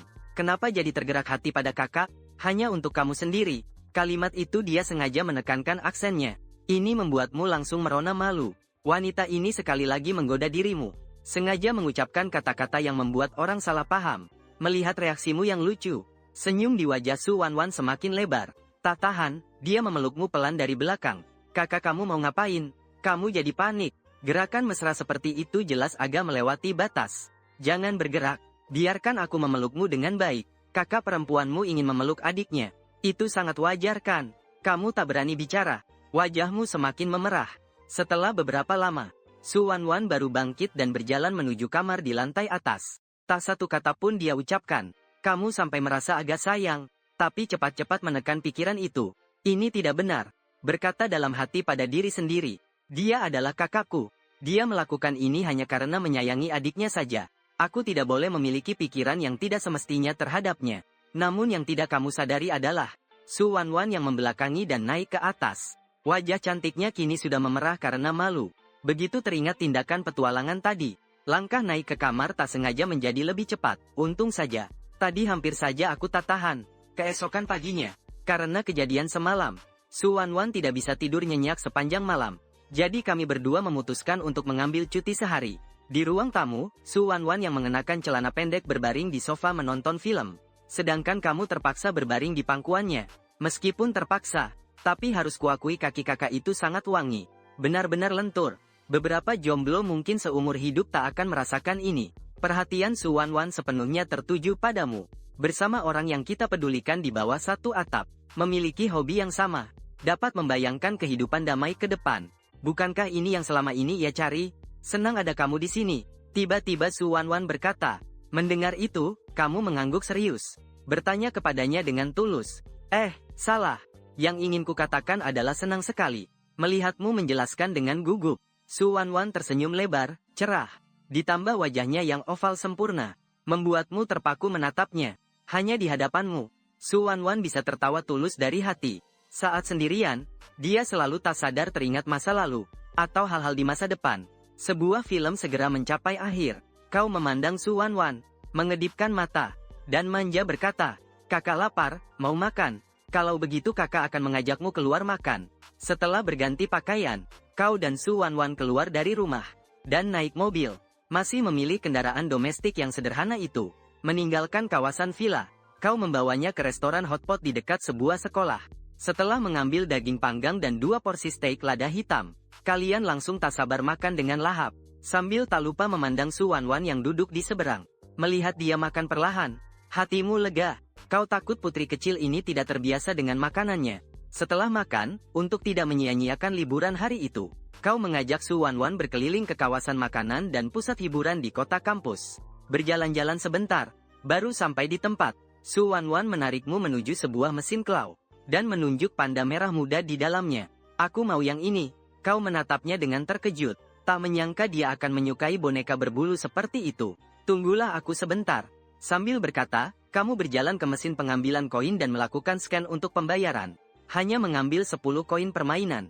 Kemudian berjalan kembali ke depan mesin boneka. Dengan percaya diri tersenyum berkata, perhatikan baik-baik, gadis. Untuk mesin boneka seperti ini, aku bisa menguasainya dengan 1 tangan saja. Su Wanwan, tangan balik tiba-tiba menamparkan kepalamu. Tidak tahu sopan santun. Cepat tangkap. Kalau tidak berhasil menangkap, aku akan memberitahu pamanmu tentangmu yang pergi ke pemandian umum. 20 menit kemudian, Su Wanwan menatap tanpa ekspresi ke arah keningmu yang berkeringat dingin. Dengan suara datar berkata, total sudah masuk 200 koin. Bisa membeli beberapa boneka yang bagus. Apa kamu bisa atau tidak? Menghina seorang pria paling besar adalah dengan mengatakan dia tidak bisa. Jadi kamu dengan marah menepuk mesin permainan. Tepukan tepat mengenai tombol. Kait perlahan turun. Kait itu secara kebetulan menggantung 2 boneka. Label di kepala boneka. Dalam tatapan terkejutmu dan Su Wanwan, melihat ke celah di samping. Seseorang sudah berjongkok, mengeluarkan satu panda biru dan satu panda merah muda. Langsung tersenyum puas ke Su Wanwan sambil berkata, "Lihat itu, inilah kekuatan sebenarnya saya. Langsung ambil dua sekaligus. Bawa sini, kamu sudah membuang waktu begitu lama." Seiring langit yang perlahan menjadi gelap, kalian mengakhiri hari yang indah ini. Karena besok harus mulai bekerja lagi. Pagi hari pukul 8. Di dalam kantor General Manager, sedikit lebih kuat di sebelah kiri. "Adik bau kentang, kamu belum makan atau sedang lemas?" Kamu menggigit gigi sambil memijat bahu Su Wanwan. Yang satunya tampak sangat menikmati. "Kalau ini dulu, kamu sudah mengajar wanita ini cara berperilaku. Tapi karena teringat kelemahan sendiri, kamu tahan diri. Xiao Anzi, tolong ambilkan segelas air untukku, mau minum? Kalau kamu masih berani membangkang, aku akan memberitahu paman tentang hal ini. Kakak mau yang hangat atau panas?" Sambil mengambil gelas air di atas meja, berjalan ke dispenser air, mengisi segelas air panas, berjalan ke depan AC dan meniupnya sebentar. Setelah merasakan gelas tidak terlalu panas, baru berjalan ke depan Su Wanwan, memberikan gelas tersebut. "Menatapmu." Setiap gerakan Su Wanwan tersenyum sambil menerima. Punya adik laki-laki yang bisa disuruh-suruh. Ternyata senyaman ini, tidak perlu melakukan apapun sendiri. Sungguh sangat menyenangkan. Setelah menuang air, kamu juga lelah. Langsung berbaring di sofa di samping. Mulai bermain sebuah permainan dua kata. Ini jauh lebih nyaman daripada duduk di tempat kerja sambil main-main. Dan tidak perlu takut mengganggu orang lain. Melihat hal ini Su Wanwan tidak berkata apa-apa. Justru ini sesuai dengan keinginannya. Supaya kamu tidak pergi kemana-mana mencari perhatian wanita. Kalau sampai digoda oleh wanita liar, dia dari mana bisa dapat adik laki-laki sekalian? Sore seharian berlalu dengan cepat. Menjelang malam, Liu Fangfang yang baru pulang dari liburan menelepon dan berkata, "Membelikan kalian oleh-oleh khas. Makan malam bersama nanti malam." Di perjalanan pulang, mengingat akibat terakhir kali makan bersama, masih merasa takut. Kepada Su Wanwan di samping berkata, "Kita sepakat dulu ya. Kalau malam ini Tante Liu yang masak, siapkan peringatan jika kamu mau kabur. Kita lari berdua. Aku tidak mau diare lagi sepanjang malam." Su Wanwan tidak menghiraukanmu. Dia asyik bermain ponsel sendiri. Setibanya di halaman belakang rumah mewah, mendengar bahwa ayahmu sedang memasak, barulah hatimu lega sedikit. Berjalan ke sofa, dan duduk dengan santai, tanpa sengaja menyalakan televisi, bersiap untuk menghabiskan waktu. Su Wanwan mengikuti dengan cepat, duduk di sebelahmu, tetap menjaga jarak darimu. Pada saat itu, Liu Fangfang mengambil kue kacang merah di atas meja dan mengulurkannya ke mulutmu. Dia tersenyum dan berkata, "Xiao An, ayahmu bilang kamu suka ngemil. Bibi sengaja membelikannya untukmu. Coba rasanya bagaimana?" Setelah itu, kau langsung memakan kue itu. Su Wanwan di sampingmu. Meskipun matanya terus menatap televisi, tapi pandangan sampingnya selalu mengarah ke sini. Melihat ibumu langsung memberi makanmu, hatinya tiba-tiba merasa tidak senang. Kenapa adik brengsek ini tidak bisa menjaga jarak dari wanita lain sedikit saja? "Xiao Anna, kamu juga sudah tidak muda lagi. Besok di City Garden ada pertemuan jodoh. Biarkan Wanwan membawamu jalan-jalan ke sana. Lihat apakah ada yang cocok. Tunggu dulu. 2 tahun lagi pas untuk menikah." Begitu kata itu keluar, kamu dan Su Wanwan hampir bangun bersamaan. Kamu ketakutan. Dia panik. Su Wanwan cepat berkata, "Adik cowoknya juga tidak jelek. Kenapa buru-buru cari pacar?" Liu Fangfang melihat putrinya yang biasanya dikenal tenang. Dengan jelas terlihat panik di matanya. Miringkan kepala, bertingkah bingung berkata, "Aku suruh Xiao An cari pacar. Kamu kenapa buru-buru?" "Siapa yang buru-buru? Aku sama sekali tidak buru-buru." Saat berkata begitu, Liu Fangfang diam-diam tertawa dalam hati, melihat ke arahmu, mengulurkan tangan menepuk bahumu, dengan nada penuh perhatian berkata, "Begitu saja sudah sepakat ya?" Setelah berkata begitu Liu Fangfang sama sekali tidak memberi kesempatanmu bicara, bangkit dan berjalan menuju dapur, tanpa menoleh ke belakang. Di dapur Luo Minghui mendengar pembicaraan kalian dengan jelas. Melihat Liu Fangfang datang, mendekat dan menurunkan suaranya berkata, "Bukankah sebelumnya kamu bilang ingin mencarikan jodoh untuk Wanwan dan Xiao An? Kenapa sekarang malah menyuruh Xiao An pergi kencan buta?" Liu Fangfang melotot padanya. "Katakan kamu ini bodoh. Kamu masih tidak percaya padaku. Ini untuk mempercepat hubungan mereka berdua." Tapi pagi berikutnya, di kursi pengemudi, Su Wanwan mengemudi dengan wajah tanpa ekspresi. Tubuhnya memancarkan hawa dingin. Pria yang bahkan dirinya sendiri enggan bergerak, sekarang malah harus dengan sukarela mengantarkannya pergi, untuk dinikmati dan dipilih oleh wanita lain. Bisa dibayangkan, Betapa buruknya suasana hati. Dan kamu yang di sampingnya juga tersentak. Sebenarnya kamu sama sekali tidak ingin pergi kencan buta. Saat sampai di sudut kencan buta di taman, Su Wanwan berkata padamu tanpa ekspresi. Kita hari ini hanya datang untuk melihat-lihat. Bukan benar-benar untuk kencan buta. Kalau kamu berani main-main dengan wanita lain, aku akan memberitahu paman tentangmu yang tertangkap. Masuk ke kamarku diam-diam tengah malam. Akibatnya, kamu sudah tahu kan? Seketika membayangkan akibat itu, kamu tak bisa berhenti menggigil. Dengan patuh kamu menjawab, dalam hati berpikir, kenapa rasanya wanita ini malah jadi lebih menakutkan? Keduanya berjalan maju beberapa langkah. Seketika menarik perhatian banyak orang. Baik pria maupun wanita langsung terpikat. Pria tampan, wanita cantik. Keduanya adalah barang langka. Untuk pihak wanita dalam acara kencan buta, tujuan sebagian besar adalah mencari pria kaya. Sedangkan pihak pria ingin mencari wanita yang cantik. Jadi tak lama kemudian ada yang menghalangi di depan Su Wanwan. Tersenyum sambil memperkenalkan diri. Halo, Nyonya. Nama saya Kevin, baru kembali dari Amerika Serikat. Saya pikir kita bisa berbicara lebih dalam. Pria itu penuh dengan rasa percaya diri. Memperkenalkan kriteria dirinya. Dia pasti termasuk dalam kelompok berkualitas di acara kencan buta ini. Sayangnya kali ini dia bertemu dengan Su Wanwan. Ternyata seperti diduga. Su Wanwan berkata dingin kepada pria itu. Pergi saja. Dengan kekuatan besar mendorong pria itu hingga terjatuh ke tanah. Sakit sampai dia mengisap napas dingin. Mengibaskan jemari halusnya. Secara refleks bilang membenci kamu. Orang ini kenapa begitu? Tak lama kalian berhasil sampai ke area inti acara kencan buta. Di tengah-tengah dibangun sebuah panggung tinggi. Di sana ada mak comblang bernama Wang Ma yang mencarikan pasangan. Dan di bawahnya lebih banyak orang yang menonton. Hampir seperti lautan manusia. Suasananya sangat gaduh. Saat itu Ibu Wang di atas panggung sudah menemukan seorang wanita. Sedang bingung memilih pria yang mana. Tiba-tiba melihatmu. Matanya langsung bersinar. Menunjuk ke arahmu dengan jari tangan. Pemuda itu, jangan melirik ke sana kemari lagi. Kamu yang ini. Cepat naik ke panggung. Dijadikan pusat perhatian oleh banyak orang. Kau hanya merasakan kepala berdenyut. Terpaksa kau dengan berat hati naik ke panggung tinggi itu. Setelah kedua pihak naik ke panggung, Ibu Wang yang mengenakan jubah merah itu melihat ke arah wanita tersebut. Mengangkat mikrofon sambil tersenyum berkata, pemuda ini oke juga, ya. Kamu kenalkan dirimu dulu. Kemudian wanita itu dengan percaya diri mulai memperkenalkan dirinya. Setelah wanita tersebut selesai memperkenalkan, Ibu Wang langsung menunjukkan ekspresi terkejut. Meskipun umur gadis itu agak tua sedikit, tetapi kondisinya bisa dikatakan sangat baik. Mencari pria seharusnya tidak sulit. Selanjutnya Ibu Wang melihat kepadamu. Kau juga memperkenalkan dirimu dengan tenang. Namaku Luo Tongtian. Tahun ini baru lulus dari Universitas Modu. Sekarang sedang magang.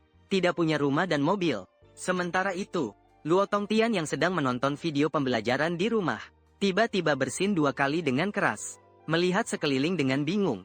Aneh. Siapa berani membicarakan aku di belakang? Mungkinkah karena belakangan sering bermain-main? Tubuh menjadi lemah. Setengah jam kemudian, Su Wanwan berdiri di bawah pohon hijau setinggi 3 meter. Dan kamu berdiri di sampingnya. Dengan maksud ingin menyenangkan hati. Tersenyum dan berkata, kakakku tersayang. Aku sudah tampil dengan baik, kan? Su Wanwan mengangkat sudut bibirnya. Mengulurkan tangan putihnya dan meletakkannya di kepalamu. Mengelusnya sedikit. Aku anggap kamu lulus ya. Kalau tidak membuat kakak, aku malu. Aku pergi dulu ya. Sebagai hadiah, kakak akan membawamu makan hidangan laut besar. Setelah meninggalkan taman kota, Su Wanwan membawamu ke sebuah restoran luar ruangan dekat situ. Di dalam restoran, Su Wanwan dengan ahli menangani steak di piringnya. Sedangkan kamu langsung menggunakan tangan dan menggigitnya. Sekasar apapun sikapmu. Melihat itu Su Wanwan tersenyum memandangmu. Diceritakan. Xiao Anan. Apa standar memilih pasanganmu? Mendengar itu, kamu yang tenggelam dalam kelezatan tanpa berpikir panjang menjawab. Seperti kamu ini. Tapi kalau kepribadiannya lebih baik, akan sempurna. Tapi kamu tidak tahu. Kata-katamu yang sembarangan itu, justru membuat hati Su Wanwan yang tenang bergelora hebat. Gerakan tangan seketika terhenti. Seperti aku ini, maksudnya adik nakal suka padaku. Saat dia ternganga, kamu sudah menyelesaikan steak di piring. Sekarang dia terpaku tanpa bergerak. Kamu langsung mengambil steak yang sudah dipotongnya. Dengan senang hati berkata, kamu tidak suka makan? Kalau begitu aku akan baik hati membantumu menyelesaikannya. Setelah makan siang selesai, perusahaan tiba-tiba mengalami masalah kecil. Su Wanwan terpaksa menghentikan cuti, membawamu kembali ke kantor. Sekretaris Ye menemukan beberapa bukti. Jumlahnya kali ini sampai lebih dari 10 juta. Sudah melampaui batas toleransi Su Wanwan. Masalah ini baru selesai saat sore menjelang. Di perjalanan pulang, suasana hatinya sudah hilang bermain-main denganmu. Melihat itu, kamu juga tidak mengganggunya. Setibanya di rumah, langsung masuk kamar. Kamu tidak bisa membantu. Jadi satu-satunya yang bisa dilakukan adalah tidak merepotkan Su Wanwan. Selama 3 hari ini Su Wanwan selalu cemberut karena masalah ini. Hari Rabu saat kerja, rekan kerjamu di sebelah, He Yao Yao. Dahinya membawa kerut cemas yang tak terhapuskan. Setelah ragu sejenak, dia tetap mendekat ke telingamu, berbisik sesuatu padamu dengan suara pelan. Kamu agak bingung dan berkata, "Ini bukan hal kecil. Kamu yakin tidak salah dengar, Yao Yao?" Dengan tatapan tegas dia mengangguk. Melihat sikapnya, tak seperti sedang bercanda. Setelah berpikir sejenak kamu berkata, "Kalau begitu nanti setelah pulang kerja aku ikut lihat. Kalau memang benar seperti yang kamu bilang, maka kamu kali ini benar-benar membuat jasa besar." Waktu 1 sore berlalu dengan cepat. Di bawah gedung kantor, Su Wanwan duduk di dalam mobil. Dahinya membawa kerut ketidaknyamanan. Dia melihat kamu lama belum keluar. Mengernyitkan dahi. "Ini adalah pesan yang diterima ponselnya dari kamu. Kamu pulang dulu saja ya. Aku ada urusan penting. Nanti aku pulang. Tidak usah tunggu aku makan." Su Wanwan melihat pesan ini. Suasana hati yang sudah buruk jadi semakin kesal. "Pergi pijat lagi." Su Wanwan segera menyuruh bagian keamanan memeriksa rekaman CCTV. 10 menit kemudian, bagian keamanan dengan cepat menemukan hasilnya. Tuan Su, Tuan Luo baru saja pulang kerja dan pergi meninggalkan perusahaan bersama seorang rekan wanita. Su Wanwan mengerutkan dahi mendengar itu. Langsung menyuruh sopir mengejar. Segera mengejar dan menemukanmu berjalan di pinggir jalan bersama He Yao Yao. Namun yang tak pernah diduga adalah, kamu berdua mendekati sebuah hotel pasangan yang menyebabkan kehilangan ingatan. Sebuah hotel pasangan. Melihat pemandangan itu, Su Wanwan menggigit giginya berkata, "Pulang." Sementara itu, di dalam suite hotel, kamu dan He Yao Yao diam-diam mendekat ke pintu, meletakkan telinga di pintu. Setelah beberapa saat, suara dari luar lorong akhirnya terdengar. Dari luar terdengar percakapan antara pria dan wanita, hingga pintu kamar sebelah tertutup. Baru kemudian suasana menjadi tenang. Meskipun suara agak pelan, tapi kamu tetap mengenali itu suara wakil direktur perusahaan, Ling Ji. Namun untuk orang yang satunya kamu tidak tahu. Awalnya He Yao Yao kemarin saat istirahat siang, karena merasa agak pengap, maka ingin pergi ke atap untuk menghirup udara segar, untuk menjual rencana strategi perusahaan ke pihak lain. Dan juga sudah tahu dia akan melakukan transaksi di tempat ini. Saat ini kamu dengan cepat mengeluarkan ponselmu. Layar sedang menampilkan antarmuka panggilan. Saat kembali nanti, kamu menggunakan ponsel He Yao Yao untuk menghubungkan earphone Bluetooth nirkabel. Pertama melakukan panggilan ke nomor sendiri. Kemudian melalui jendela balkon kamar suite, melemparkan salah satu earphone ke bawah tempat tidur di kamar sebelah. Dengan begitu, kalian bisa menyadap percakapan di kamar sebelah melalui earphone di bawah tempat tidur itu. Saat itu di kamar sebelah ada seorang wanita yang masih memikat, menaruh sebuah tas kulit hitam di atas meja. Sambil tersenyum pada Ling Ji berkata, "Bos Lin, ini adalah sedikit itikat baik dari bos kami untukmu. Mohon diterima." Ling Ji membuka resleting tas. Setelah melihat uang tunai penuh di dalam tas, ekspresi puas langsung muncul di wajahnya. Juga mengeluarkan sebuah berkas dari tas kerja yang dibawa. Berkas ini adalah rahasia inti perusahaan Su Wanwan. Ada sebuah sekolah swasta di kawasan kota Magic yang akan dibongkar. Karena itu banyak perusahaan properti yang mengincar lahan itu. Yang paling kompetitif adalah grup Yun Xiao dan grup Long Qian. Wanita ini adalah sekretaris ketua grup Long Quan. Tujuannya kali ini adalah mendapatkan rencana dan harga terendah dari grup Yun Xiao. Jika berhasil mendapatkan itu, maka segala usaha Su Wanwan beberapa hari ini akan sia-sia. Melihat rencana itu, wanita itu mengulurkan tangan ingin mengambilnya. Namun berhasil dihindari oleh Ling Ji. Wajahnya menampakkan senyum nakal. Tanpa ragu menatap tubuhnya, menjilat sudut bibirnya. Bercanda, "Jika ingin mendapatkan rancangan ini, harus dilihat dulu penampilanmu nanti." Wanita tentu mengerti makna tersembunyi di ucapannya. Senyum menggoda, mengulurkan tangan melepas jas hitamnya. Tak lama kemudian, suara yang tak ingin kalian dengar terdengar di dalam kamar. Di kamar sebelah, dengan 2 kali batuk ringan, mematikan rekaman. Setelah itu kalian keluar dari hotel, naik sebuah mobil, dan setelah memberi beberapa arahan kepada He Yao Yao, kau mengantarkan He Yao Yao pulang. Baru kemudian kau menuju ke kediaman mewah di taman belakang. Saat kau tiba di rumah, sopir yang sudah menunggu di pintu menghentikanmu. Jiangsu Wanwan menceritakan kejadian kau bersama He Yao Yao masuk hotel. Dia menceritakan secara singkat. Tepat saat itu pintu villa terbuka. Su Wanwan yang mendengar suara keluar, menatapmu dengan dingin. Bersuara dingin berkata, "Kau masih punya muka pulang ke sini ya?" Melihat itu, kau mengangkat bahu. Dengan cuek berkata, "Kalau begitu aku pergi." Setelah itu kamu berbalik dan pergi begitu saja, tanpa sedikit pun ragu. Bahkan Su Wanwan memutar rekaman. Dimainkan di depan Su Wanwan. Isi rekaman itu adalah pembicaraan wakil presiden perusahaan Linji dengan sekretaris bos perusahaan saingan. Wajah Su Wanwan perlahan menjadi suram. "Karena kamu meninggalkan," pikirannya yang sempat berhenti mulai berputar dengan cepat. Rekaman ini katanya diam-diam diambil oleh He Yao Yao sendiri. Tetapi dengan pengetahuan dia terhadap He Yao Yao selama beberapa hari ini, dengan karakternya, sangat sulit baginya untuk memperoleh rekaman ini sendiri. Awalnya dia pergi ke bagian perencanaan, menanyakan kepada He Yao Yao, "Kamu di mana?" Namun dia melihat He Yao Yao panik dan menjelaskan, dia juga tidak tahu. Su Wanwan hanya bisa menyerah menanyakan. Dia kemudian menelpon nomor kamu berkali-kali, tetap tidak diangkat. Dia yang tak berdaya hanya bisa menggunakan cara paling bodoh. Dia bersiap mengendarai mobil keliling kota mencarimu. Sementara di sisi lain, kamu yang sedang asyik mengantar makanan. Suasana hatimu sangat buruk sekali. Di cuaca yang sangat panas seperti ini, mengantar makanan sama saja seperti masuk neraka.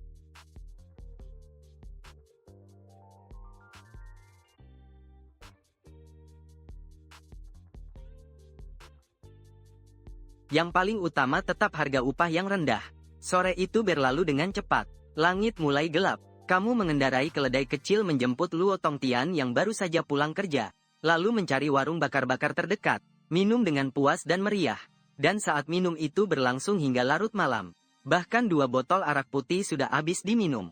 Sehingga kamu dan Luo Tongtian kesulitan berjalan dengan stabil. Kalian saling menopang.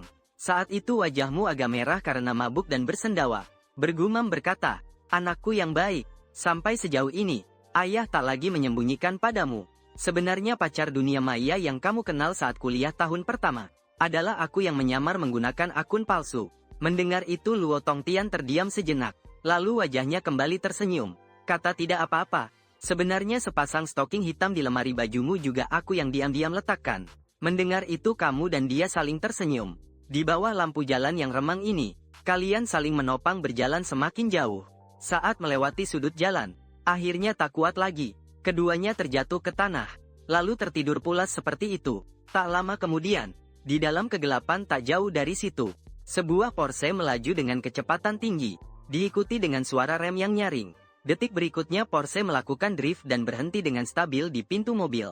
Pintunya terbuka, Su Wanwan keluar dari mobil. Lalu dia maju dan menarik pakaianmu, membuka pintu belakang mobil, dan melemparmu ke dalam mobil. Setelah melakukan semua itu, dia mengemudi pergi, meninggalkan Luo Tongtian tergeletak di tanah sendirian. Keesokan pagi, kamu membuka mata dengan setengah mengantuk. Kepalamu terasa nyeri. Setelah menepuk kepalamu beberapa kali, barulah kamu melihat sekeliling, menyadari tata letak ruangan ini agak familiar, dan ada aroma harum yang samar di ujung hidungmu. Beberapa saat kemudian, akhirnya kamu menerima kenyataan. Sekarang kamu berada di kamar Su Wanwan, masih terbaring di bawah selimutnya. Malam tadi minum terlalu banyak, dan tidak mengingat apa-apa.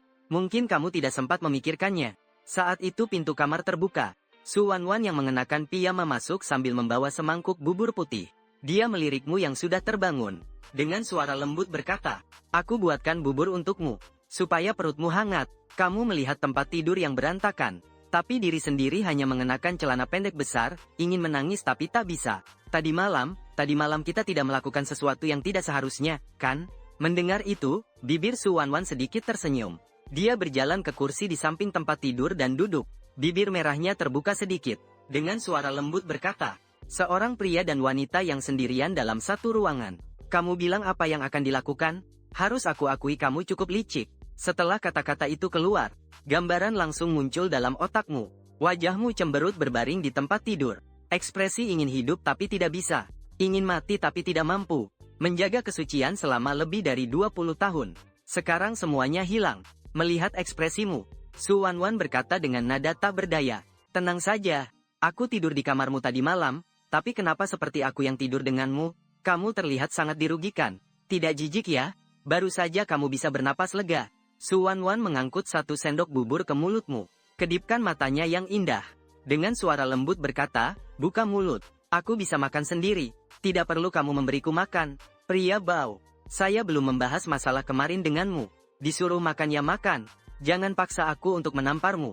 Kamu mendapatkan tatapan mengancam dari Su Wanwan. Terpaksa kamu menelan bubur itu dengan berat hati. Melihat itu Su Wanwan langsung berkata, kamu tahu aku suka padamu, kan? Aku sudah memberikan banyak isyarat sebelumnya. Kamu juga tahu semuanya. Tapi kenapa kamu menolak aku? Berikan aku sebuah alasan. Kamu itu orang yang baik. Sebelum aku selesai bicara, tatapan Su Wanwan berubah drastis. Kemudian dia menatapmu dengan tajam dan berkata, jawabanmu salah. Ulangi. Kamu menutup wajah kananmu yang sedikit sakit dengan sedih. Hatimu marah. Ingin berdebat dengan Su Wanwan. Tiba-tiba dia mengangkat tangannya sedikit. Kamu segera menundukkan lehermu, membalikkan bibirmu dan berkata, kita kan sudah seperti saudara. Lagi pula kamu sehebat itu. Aku tidak pantas untukmu. Mendengar itu Su Wanwan terus memandangmu dan berkata, aku tanya apakah kamu suka padaku atau tidak. Aku suka, bukankah itu sudah cukup? Pantaskah aku jadi teman sekamarmu? Aku yang menentukan. Aku bilang kamu pantas, maka kamu pantas. Liaran. Tidak tahu harus berkata apa. Semangkuk bubur asin cepat habis. Su Wanwan meletakkan mangkuk kosong ke samping. Lalu kembali berjalan ke samping tempat tidur dan duduk. Dengan tatapan tegas berkata, saat aku baru lulus, aku tidak tahu kenapa aku hidup. Sering merasa bingung. Di saat aku paling tidak berdaya, kamulah yang memberikan motivasi untuk maju. Saat bersama kamu, aku baru menyadari mungkin masa depan tidak seburuk itu. Aku sungguh menyukaimu. Kamu melihat ekspresinya yang sangat serius. Terdiam sejenak, tiba-tiba mengangkat tangan dan memukul dirinya sendiri dengan keras. Membenci kelemahannya sendiri untuk beberapa saat. Akhirnya kamu malu-malu berkata, Su Wanwan, aku menyukaimu. Aku ingin bersamamu. Mendengar jawaban itu, wajah Su Wanwan akhirnya tersenyum. Kamu juga mengumpulkan keberanian untuk perlahan mendekatinya. Saat jarak antara kalian berdua semakin dekat, saat kamu dan Su Wanwan akhirnya menembus dinding hubungan di dalam hati, tiba-tiba terdengar suara dari luar rumah. Wanwan, kamu di rumah? Sambil berkata, Liu Fangfang membuka pintu. Melihatmu dan Su Wanwan duduk tegak di dalam kamar. Dengan ragu berkata, di siang bolong kalian berdua diam-diam ngapain di kamar? Aku panggil kamu juga tidak menjawab sedikit pun.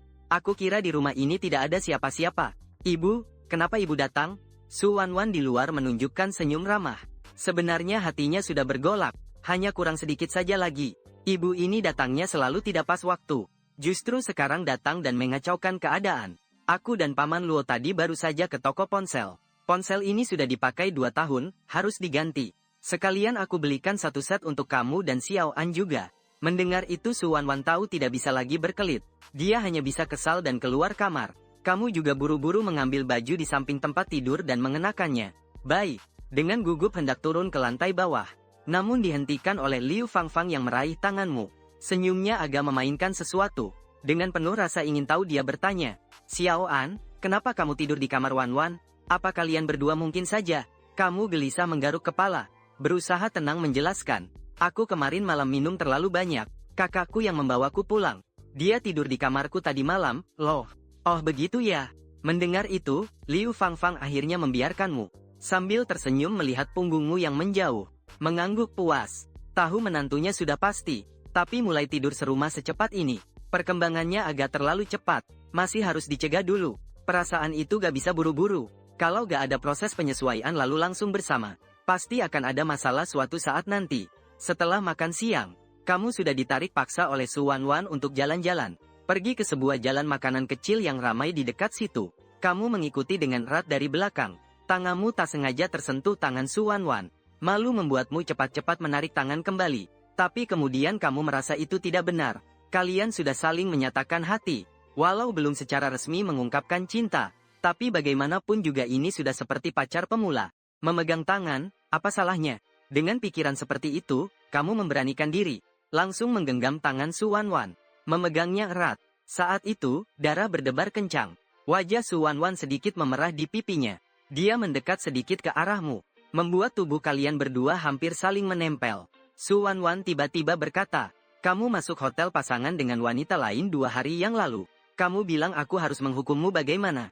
Aku itu untuk membantumu menangkap pengkhianat.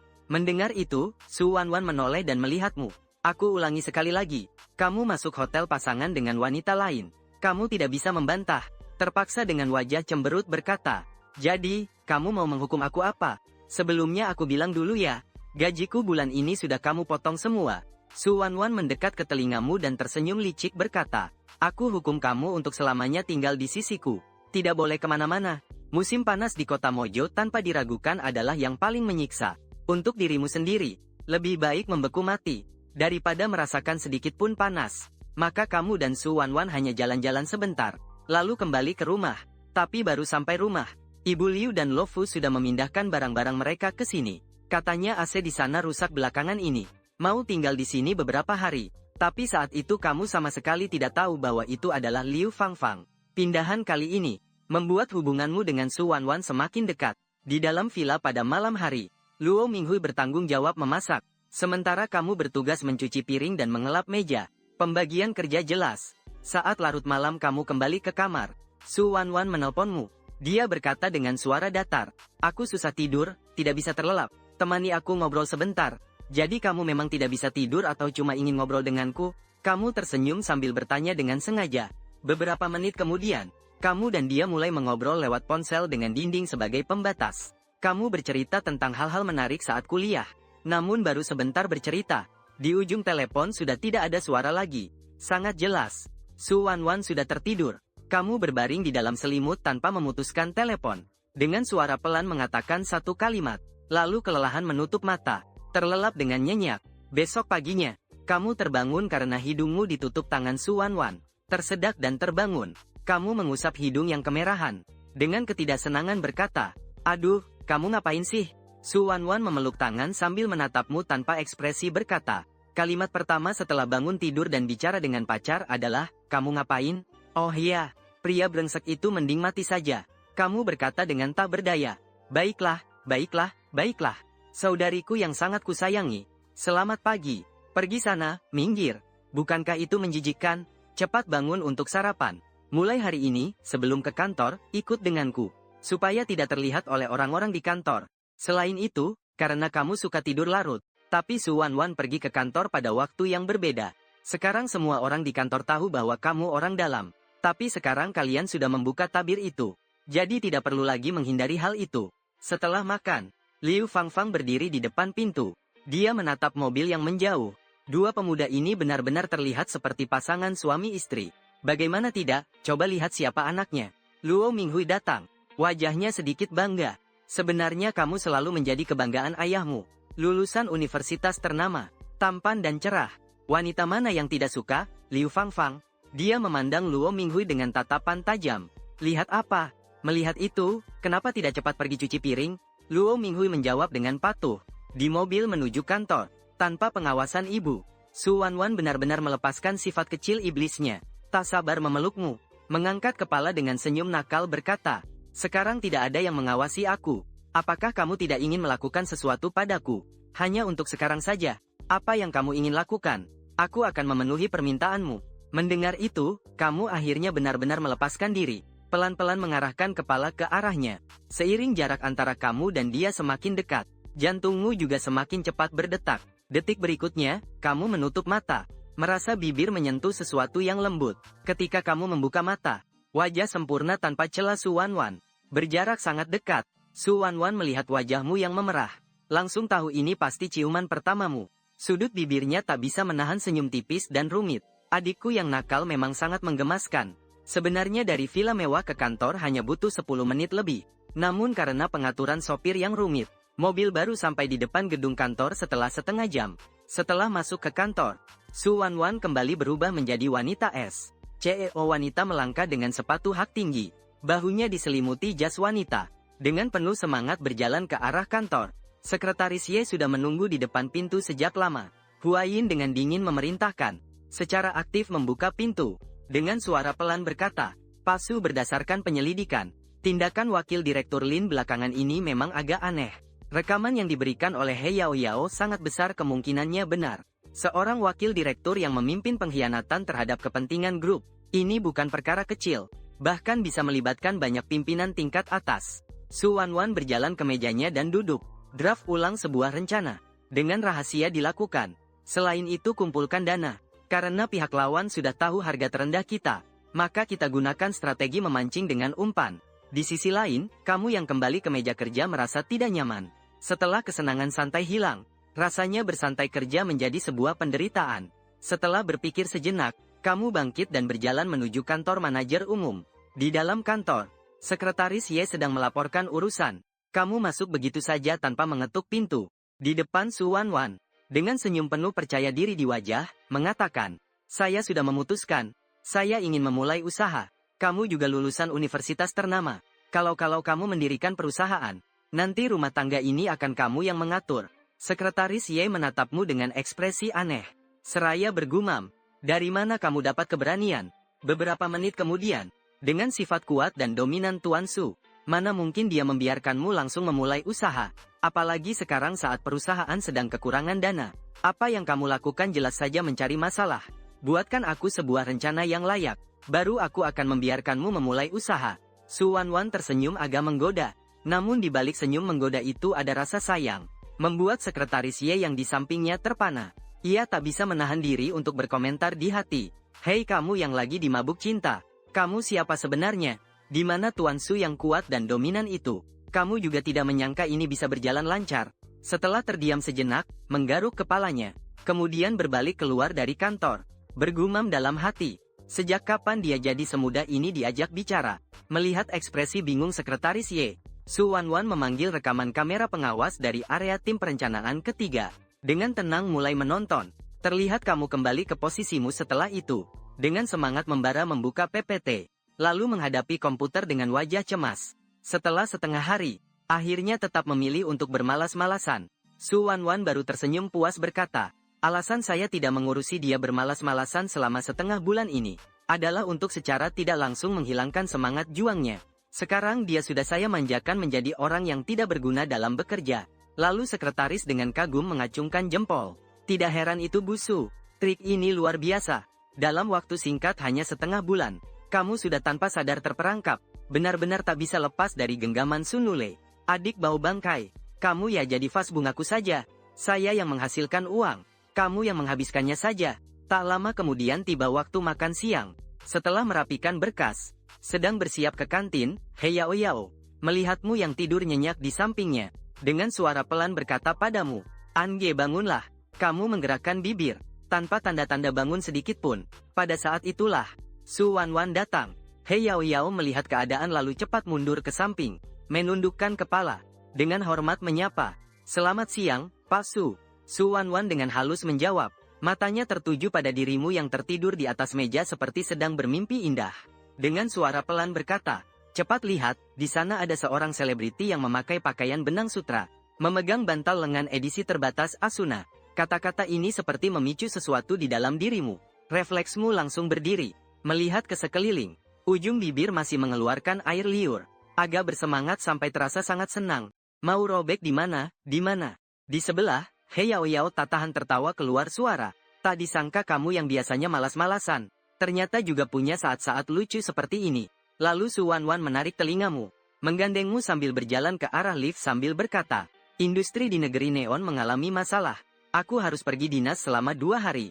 Kamu menemani aku keluar. Setelah makan siang, aku akan berangkat." Kamu yang masih belum sadar dengan naluri mengangguk. Tak lama, Su Wanwan membawamu ke sebuah restoran barat mewah untuk makan. Di tengah perjalanan, suasana agak membosankan. Mereka bahkan memberi makan pelayan yang belum makan siang. Sore hari di ruang tunggu bandara Moda, Su Wanwan mengenakan gaun panjang putih bersih. Tampak seperti dewi dingin yang anggun. Membuat sebagian besar pejalan kaki terpikat memandangnya. Melihat waktu naik pesawat sudah hampir tiba, Su Wanwan maju dan memberimu pelukan hangat. Saat hatimu sedang berbunga-bunga, tiba-tiba terdengar tawa ringan Su Wanwan yang menggoda di telinga. "Adik bau tanah, selama 2 hari aku tidak di rumah. Kamu sebaiknya berlaku jujur padaku. Kalau aku tahu kamu nakal di luar, saat aku kembali, kamu sudah pasti mati kutu." Keningmu berkeringat dingin. Kamu mengangguk-angguk berulang kali, menunjukkan kesetiaanmu. Melihat itu, Sang Raja Su akhirnya memperlihatkan senyum puas. Setelah sedikit mencium bibirmu, baru dia berbalik dan berjalan menuju pintu naik pesawat. Setengah jam kemudian, saat pesawat melesat melewati awan, kamu menahan kegembiraan dalam hati. Berjalan keluar dari bandara, dia sudah pergi. Lalu bagaimana dia bisa mengawasi kamu? Tidak mungkin kerja pagi-pagi. Kamu mau main game dan nonton anime semalaman suntuk. Jadi selama sehari ke depan, kamu merasakan kenyamanan yang belum pernah ada sebelumnya. Di bawah langit biru, setelah makan dan mandi, kamu berbaring di tempat tidur dan berpikir, aku tetap menelepon Su Wanwan. Sementara di sisi lain, pukul 9 malam di negeri Neon. Di sebuah hotel mewah, Su Wanwan sedang menangani sesuatu. Wajahnya serius dan fokus. Melihat tulisan rumit negeri Neon di layar komputer, hampir mampu membaca 10 baris sekaligus. Ponsel di atas meja berdering. Catatan nama, babi bodoh. Melihat catatan itu, senyum kecil tak sadar muncul di bibir Su Wanwan. Dia mengangkat telepon dan menjawab. Dengan suara pelan berkata, aku kira kamu tidak akan meneleponku. Sudah gelap malam. Baru mulai merindukanku ya. Mendengar itu, kamu tertawa dan berkata, aku takut kalau aku tidak menelepon ini, kamu akan memukulku saat pulang. Setelah itu kamu menyadari suasana di sana terlalu sunyi. Kamu buru-buru melanjutkan pembicaraan. Baiklah. Aku rindu kamu. Mendengar kata-kata itu, dingin di mata Su Wanwan baru menghilang. Dengan suara dingin berkata, hari ini aku tidak merasa apa-apa. Justru merasa sangat luar biasa. Bukan aku, rasanya aku hampir gila karena sangat merindukanmu. Kapan sebenarnya kamu akan kembali? Su Wanwan mendengar kata-kata ini. Sudut bibir tak bisa menahan senyum. Kamu dan dia berbincang selama 2 jam penuh. Hingga Su Wanwan mulai mengantuk, baru mengakhiri obrolan. Keesokan paginya, kamu baru saja membuka mata. Melihat Su Wanwan mengenakan gaun tidur hitam berbaring miring di sampingmu. Bawah gaun memperlihatkan sepasang kaki cantik yang putih halus. Suaranya lembut seperti benang tipis menyentuh hatimu dengan ringan. Si malas akhirnya bangun juga. Kamu berbaring di bawah selimut. Terdiam menatap Su Wanwan yang tiba-tiba muncul. Dengan bingung bertanya, kenapa kamu ada di sini? Bukankah kamu pergi dinas 2 hari? Su Wanwan tertawa ringan. Bukankah seseorang tadi malam bilang kangen padaku? Jadi aku buru-buru pulang dengan pesawat dini hari untuk menemanimu sarapan. Dari negeri lampu neon ke kota ibu kota sejauh 2000 km. Cuma demi makan sarapan bersama sendiri. Kamu langsung meraih dan memeluknya. Wanita ini memang sangat pintar. Kamu menyembunyikan kepala di pelukan Su Wanwan. Wajah terasa panas. Saat kalian berdua saling manja, terdengar suara Liu Fangfang dari luar kamar. Kalian berdua ngapain sih? Cepatlah turun makan. Kamu dan Su Wanwan akhirnya berpisah untuk ganti baju. Siap-siap turun makan. Saat keluar kamar, Su Wanwan masih ingat untuk menandai wajahmu. Di bawah, Liu Fangfang melihat kalian berdua akhirnya turun. Tak tahan berkata kepada putrinya, kamu bilang kamu sengaja naik pesawat 2 jam pulang. Hanya untuk makan sarapan saja. Pergi dan pulang seperti itu sangat membuang-buang waktu. Su Wanwan mengangkat bahu. Tidak ada cara lain. Siapa yang menyuruh aku jadi adik kesayangan? Sementara kamu takut ketahuan Liu tertentu. Terus makan sambil menunduk. Setelah makan, kamu mengemudi mengantar Su Wanwan ke bandara. Kalian berpisah lagi di gerbang keberangkatan. Adegan ini jelas terlihat oleh Su Mingcheng yang baru saja dari luar negeri. Dia berdiri dengan tas kerja di tangan di pintu keluar. Melihatmu yang menatap Su Wanwan pergi dari kejauhan. Secara samar merasakan ada yang tidak beres. Dia segera merekam adegan ini, lalu menelepon Liu Fangfang. Begitu telepon tersambung, dia langsung menanyai dengan tegas. Anak brengsek itu sebenarnya punya hubungan apa dengan Wanwan sekarang? Aku baru saja melihat mereka di bandara, laporkan ke polisi. Kamu sebagai ibu bagaimana bisa begitu? Begitu telepon tersambung, Su Mingcheng langsung menegur dengan suara tegas. Ada sedikit rasa menyalahkan. Di hatinya, Su Mingyu adalah putri terbaiknya. Bahkan jika ingin mencari pasangan untuk menikah, hanya akan memilih putra keluarga kaya. Bukan kamu si anak miskin ini. Di ujung telepon, Liu Fangfang awalnya sedang menonton televisi. Saat ditanya seperti itu, suasana hatinya yang cerah langsung menjadi suram. Dengan suara dingin berkata, dia adalah putriku. Tidak perlu kamu yang urus. Kalau kamu berani mengganggu mereka, jangan salahkan aku kalau aku jadi musuhan denganmu. Setelah bicara, telepon pun langsung diputus. Su Mingcheng menggigit gigi memandang telepon yang terputus. Berpikir sejenak, lalu menelpon nomor lain lagi. Sementara itu, setelah kamu mengantar Su Wanwan pergi, kamu kembali ke kantor, melanjutkan untuk bermalas-malasan. Doi pun bermalas-malasan sepanjang pagi. Baru saja hendak makan siang, ponsel di mejamu berbunyi. Ternyata video call dari Su Wanwan. Setelah menerima telepon, di layar, Su Wanwan tersenyum penuh sukacita. Saat itu dia tampaknya berada di sebuah jalan perbelanjaan yang ramai. Sedang makan. Kenapa kamu tidak menyalakan kamera? Aku takut kamu tergoda oleh kecantikanku. Mendengar itu, Su Wanwan dengan wajah cantik yang marah berkata, apakah aku berhutang padamu? Cemberut. Baru kemudian beralih ke panggilan video. Ketika wajahmu juga muncul di depan mata Su Wanwan, Su Wanwan baru menunjukkan senyuman yang sangat indah. Dengan suara lembut berkata, "Panggilan Xiao Anan." Kakak datang mendengarkan. Dan di samping, He Yao Yao yang berdiri dekat. Mendengar kata-kata itu tak bisa tidak mengagumi pesonamu. Kau bahkan bisa membuat yang dingin dan tak berperasaan seperti Pak Su berubah menjadi kakak perempuan tetangga. Aku tidak mau memanggil begitu. Kau mengandongnya ke kamar. Apa yang bisa kamu lakukan? Pacar yang kamu pilih sendiri harus kamu manjakan. Keesokan paginya, pukul 8 pagi. Karena tidur larut malam sebelumnya, Su Wanwan masih belum bangun sampai sekarang. Di ruang tamu, di atas meja makan, Luo Minghui mendengar perkataan Liu Fangfang. Matanya membelalak sambil berkata, "Apa-apaan ini? Ketika bertemu calon mertua, kita baru mulai hidup bersama. Begitu cepat terasa agak tidak pantas. Sementara kamu tanpa peduli terus makan. Sudah lama menganggap hidup dan mati orang tua itu biasa saja. Tidak peduli seberapa tua usiamu. Asalkan kamu seorang menantu laki-laki. Setiap kali pertama kali bertemu mertuamu, pasti akan memegang perasaan cemas. Lagi pula kamu membawa baju hangat kecil yang mereka rawat dengan susah payah. Kalau tidak melewati 998 kesulitan, bagaimana mungkin mereka bisa menerima kamu? Mengingat hal ini, ada sedikit keberuntungan. Setidaknya kamu tidak perlu mengalami penderitaan seperti itu." Di sisi lain, Luo Minghui masih berusaha keras memperpanjang waktu hukuman. Lihat saja Liu Fangfang yang menatapnya dengan kesal. Dengan tanpa kata, dia berkata, "Ayahku ingin bertemu Xiao An, bukan kamu. Kenapa kamu begitu bersemangat?" Setelah kata-kata itu keluar, "Kamu seperti orang bodoh. Ayahmu seperti orang bingung." Luo Minghui setelah terdiam sesaat, baru bisa menyadarinya. Setelah batuk beberapa kali, dengan penuh perhatian menepuk bahumu, dia berkata, "Nak, kakek ingin bertemu denganmu. Kamu harus pergi lebih awal dan menunjukkan wajahmu di hadapan orang tua itu. Bagaimanapun juga kamu punya ayah. Aku akan menunjukkan sedikit gaya waktu mudaku. Aku percaya pada kecepatan perubahan ekspresi wajahmu. Lebih baik menyebut orang tua ini sebagai yang terkuat. Dengan terpaksa kamu hanya bisa setuju. Bagaimanapun juga dia adalah orang yang lebih tua. Kalau langsung menolak pada pertemuan pertama, akan terkesan sangat tidak sopan." Setelah makan, Liu Fangfang sendiri yang menyetir membawa kamu keluar rumah, menuju arah pinggiran pasar pagi. Menurut yang dikatakan Liu Fangfang, kakek Liu tampaknya dulu adalah seorang pengusaha, menghasilkan kekayaan di masa kacau. Setelah tua, dia pensiun ke pegunungan, memberikan seluruh harta kepada satu-satunya putrinya, yaitu Liu Fangfang. Sedangkan kedua putra lainnya telah meninggal sebelum ibu kamu lahir. Di jalan cepat menuju villa keluarga Liu, Liu Fangfang yang menyetir melirik sebentar, terasa agak canggung. Kamu pun membuka suara sambil tertawa. "Apa perkembangan Ani kecil dan Wanwan sekarang? Sudah melakukan hal itu?" Mendengar itu, kamu hampir terengah-engah sesak nafas. Kamu batuk 2 kali dengan keras. Wajahmu tampak agak canggung.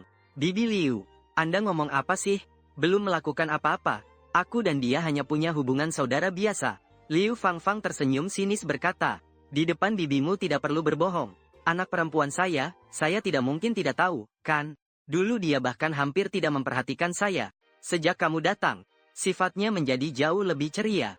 Jadi kalian benar-benar punya itu atau tidak? Kami juga baru saja memastikan hubungan ini. Kamu tahu kenapa si tua itu secara khusus meminta kamu untuk menemuinya kali ini? Melihat tatapanmu yang bingung, Liu Fangfang menjelaskan keraguannya kepada dia. Dengan suara pelan berkata, "Su Mingcheng, orang itu melihatmu mengantar Wanwan ke bandara. Mungkin dia menebak sesuatu. Diam-diam menelpon si tua itu. Si tua itu selalu paling menyayangi Wanwan. Setelah tahu kamu bersamanya, maka dia memanggilmu ke sana. Mungkin ingin menguji kamu juga. Jadi kamu harus siap secara mental." Pikiran orang tua itu bahkan sulit saya tebak. Kamu mengangguk penuh pertimbangan. Setelah melaju lebih dari 10 km lagi, mobil sudah meninggalkan kota yang ramai. Segera tiba di sebuah perkebunan milik Nuoda lainnya. Perkebunan itu dikelilingi dinding tinggi. Di pintu gerbang ada sekelompok petugas keamanan yang sedang berpatroli. Melihat mobil Mei 8H yang dikenal, 2 petugas keamanan segera berlari kecil ke pintu gerbang, mendorong pintu besi yang berat terbuka. Setelah pintu terbuka, semua petugas keamanan membungkuk serentak. Adegan ini membuatmu tak bisa tidak mengagumi kekuatan uang. Setelah Mercedes-Benz G-Class melaju masuk ke kebun villa, mobil itu berjalan selama 2 menit lagi, baru berhenti di depan sebuah villa 2 lantai. Mendengar suara, Liu Pingan keluar dari villa. Meskipun usianya sudah lebih dari 70 tahun, punggungnya tetap tegak lurus. Mengenakan pakaian kain biasa, matanya yang penuh semangat tertuju padamu. Suaranya dalam dan penuh tenaga. Kau ini rupanya sudah berteman dengan Wan Wan, ya? Mari sini dan berlutut selama setengah jam dulu. Gaya ini langsung membuatmu terintimidasi. Liu Fangfang turun dari mobil. Dengan nada putus asa berkata, ayah, kebiasaanmu yang suka menakut-nakuti orang. Kapan bisa kau ubah? Liu Fangfang menggelengkan kepala dengan putus asa. Lalu membawamu berjalan masuk ke dalam villa. Saat memasuki ruang tamu, Liu Pingan mengambil kesempatan berdiri di depanmu. Dan mendengus dingin. Nak, kau sudah selesai sekarang. Halo, kakek Liu.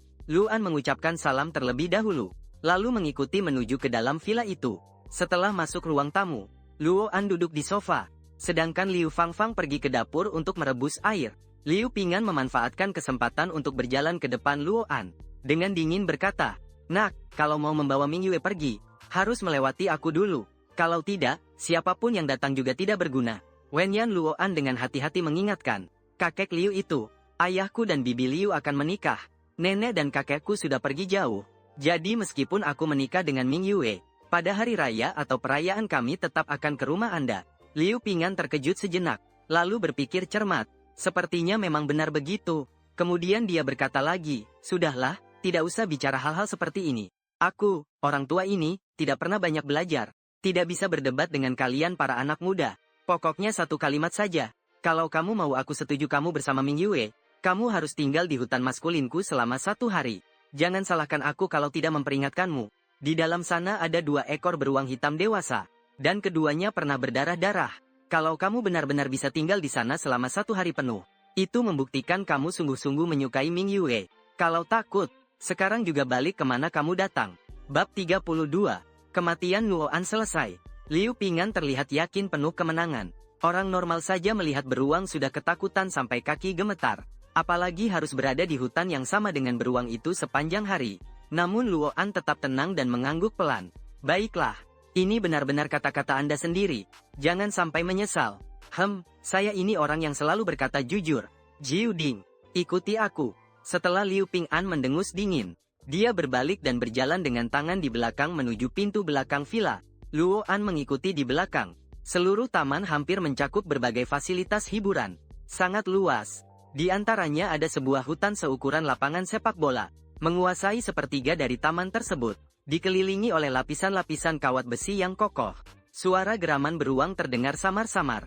Untuk mencegah kejadian yang tidak diinginkan, 11 atau 12 satpam bersenjata tongkat listrik berjaga di pintu masuk. Asisten Liu Ping'an membawa Luoan sampai di depan pintu besi di pintu masuk. Tepat ketika itu terdengar raungan keras dari dalam hutan. Dengan sedikit bangga berkata, bagaimana? Nak, kalau sekarang menyesal masih sempat. Beruang peliharaan kami ini lebih kuat dari beruang hitam liar di luar sana. Sekali tamparannya, diperkirakan bisa membuatmu terbang sejauh belasan meter. Wajah Luoan sama sekali tidak menunjukkan rasa takut. Dengan tenang dan tidak tergesa-gesa menjawab, aku orang yang paling suka hewan kecil. Liu Ping'an berkata dengan nada serius. Anak ini terlalu pandai berpura-pura. Dia langsung berjalan ke gazebo kecil di samping, mengambil sebuah alat panggil lalu melemparkannya ke Luan. Berbicara kepada pengawal yang menjaga pintu di samping. Buka pintu itu. Biarkan anak ini masuk. Lalu berkata lagi kepada Luoan. Kalau merasa nggak kuat lagi, gunakan alat panggil untuk minta pertolongan. Kalau merasa sombong lalu dimakan beruang, jangan salahkan aku kalau aku nggak ingatkan kamu. Pengawal membuka pintu besi. Di balik pintu adalah hutan yang dalam dan sunyi. Di dalamnya penuh dengan rumput liar. Memberikan kesan yang menyeramkan. Luoan memasukkan alat panggil ke dalam saku. Langsung menuju ke dalam hutan. Sosoknya dengan cepat menghilang dari pandangan semua orang. Saat itu Liu Fangfang yang selama ini diam melihat berjalan dari belakang. Berhenti di samping Liu Ping'an. Melihat pintu besi yang kembali tertutup. Dengan sedikit khawatir berkata, Ayah, apakah kamu berlebihan seperti ini? Kalau sesuatu terjadi pada Xiao An bagaimana? Liu Ping'an berjalan ke gazebo dan menuangkan secangkir teh hangat. Dengan tenang berkata, apa mungkin akan terjadi sesuatu? 2 beruang hitam itu baru keluar dari rahim saat saya adopsi. Diberi makanan enak dan minuman terbaik. Dibimbing selama 5 tahun. Karakter mereka lebih jinak daripada beruang biasa. Asalkan anak itu tidak sengaja mengganggu mereka, tidak akan terjadi apa-apa. Liu Fangfang menghela napas ringan. Berjalan ke samping dan duduk. Terlihat sangat khawatir.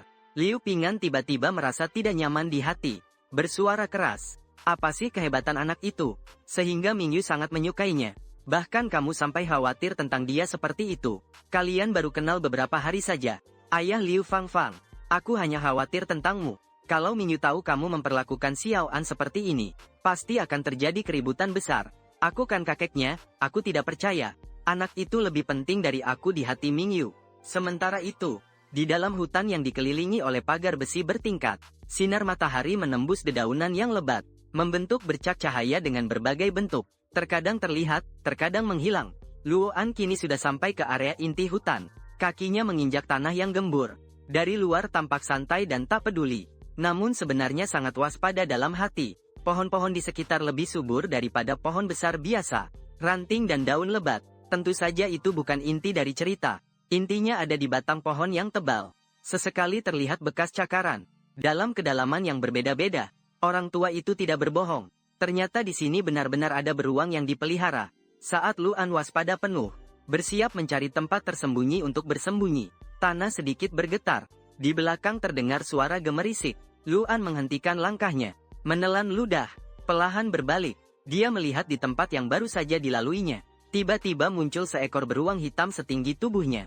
Bulu hitam pekat terhampar di udara. Tubuh kuat itu seakan penuh dengan kekuatan eksplosif. Mata beruang hitam menatap tajam ke Luan dan mengendus hidungnya. Luan tahu saat seperti ini tidak boleh lari. Kalau lari, justru beruang hitam akan menganggapnya sebagai pengecut. Dan hal itu justru akan membangkitkan naluri menguasainya. Yang terpenting sekarang adalah menenangkan makhluk besar ini. Lalu melarikan diri dari belakang. Mencari tempat untuk bersembunyi. Sementara otak Luan berpikir cepat. Mencari cara untuk mengatasi situasi. Di belakang terdengar suara lagi. Seekor beruang hitam yang lebih tinggi darinya diam-diam muncul, menghalangi jalannya mundur. Dua beruang hitam yang memancarkan tekanan kuat, satu di depan, satu di belakang, menjepit Luo An di tengah. Tak memberinya kesempatan untuk bereaksi, memperlihatkan gigi-gigi tajam, memancarkan hawa dingin yang menusuk, menerkam ke arahnya. Di sisi lain, Su Mingyu tidur sampai jam 12 siang, di dalam kamar yang remang-remang. Saat ia membuka mata, memeluk seekor panda pink di pelukannya. Pakaian luar dilipat rapi, diletakkan di kursi samping. Ia mulai bangun dan mencuci muka, lalu keluar dari kamar, membuka pintu kamar Luo An di sebelah. Namun mendapati kamar kosong, selimut dilipat dengan sangat rapi. Adik brengsek ini sudah bangun, tapi tidak memanggilnya. Su Mingyu menutup pintu dan berjalan ke bawah. Luo Minghui saat itu duduk di sofa sambil menonton TV dan mengupas bawang putih. Terlihat seperti ibu rumah tangga sejati. Melihat dia turun dengan senyum berkata, "Sudah bangun. Di dalam panci ada bubur daging tanpa lemak yang sudah dimasak. Hangatkan dulu baru dimakan." Su Mingyu berjalan ke dapur, bertanya tentang Luo An. "Luo Minghui, dia pagi-pagi sudah pergi bersama Fang Fang ke rumah kakekmu. Katanya kakekmu ingin bertemu dengannya." Mendengar kata-kata itu, Su Mingyu langsung berhenti melangkah. Kakek ingin bertemu Luan. Mungkinkah hubungannya dengan Luan sudah diketahui kakek? Dengan sifat keras kepala kakek seperti itu. Memikirkan hal itu, Su Mingyu tidak bisa duduk diam. Langsung berbalik dan melangkah cepat keluar pintu rumah.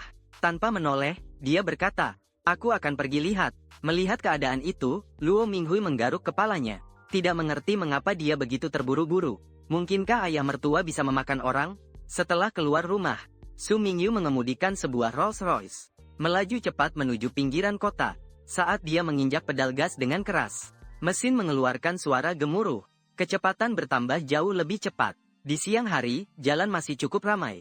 Meski begitu, perjalanan yang biasanya 40 menit, Su Mingyu berhasil sampai dalam waktu sedikit lebih dari 20 menit.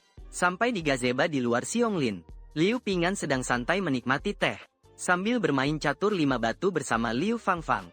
Saat itu sosok Su Mingyu muncul tidak jauh dari sana. Melihat itu, dia bangkit dengan riang. Seperti anak nakal tua dia tertawa berkata, "Mingyu, kenapa kamu datang? Apakah rindu pada kakek? Aku harus bilang sama kamu." Su Mingyu dari Luan langsung memotongnya. Dengan sikap dingin, Nah, Liu Ping langsung terbata-bata. Tidak ada sikap seperti sebelumnya di depan Luoan. Masih Liu Fangfang berkata di samping, "Kakekmu mengusirmu ke hutan beruang. Katanya harus tinggal di sana seharian penuh baru boleh bersama kamu. Aku sudah menasihatinya tapi dia tidak mau dengar." Liu Ping berkata, "Hutan beruang apa sih?" Mata cantik Su Mingyu membelalak. Wajahnya langsung berubah kelam. Dia tumbuh besar di perkebunan. Tentunya tahu tentang hutan beruang. Dua beruang hitam itu meskipun lembut pada keluarga Liu, namun sikapnya terhadap orang luar belum tentu sama. Saat Liu Ping melihat ekspresinya, langsung tahu dia sudah selesai kali ini. Segera dia menyuruh pengawal yang berdiri di samping. Cepat panggil kembali anak itu dengan alat panggil. Pengawal melaksanakan perintah, mengoperasikan alat panggil di tangannya. Berulang kali menekan tombol panggil beberapa kali, tapi tidak ada reaksi. Setelah lama, wajahnya mulai panik. Tidak bisa menghubungi si orang tua. Mungkin alat panggilnya rusak. Bab 33. Pengakuan dari kakek. Tidak bisa dihubungi. Dalam gazebo terdengar teriakan terkejut Liu Pingan. Terdengar getaran sedikit dalam suaranya.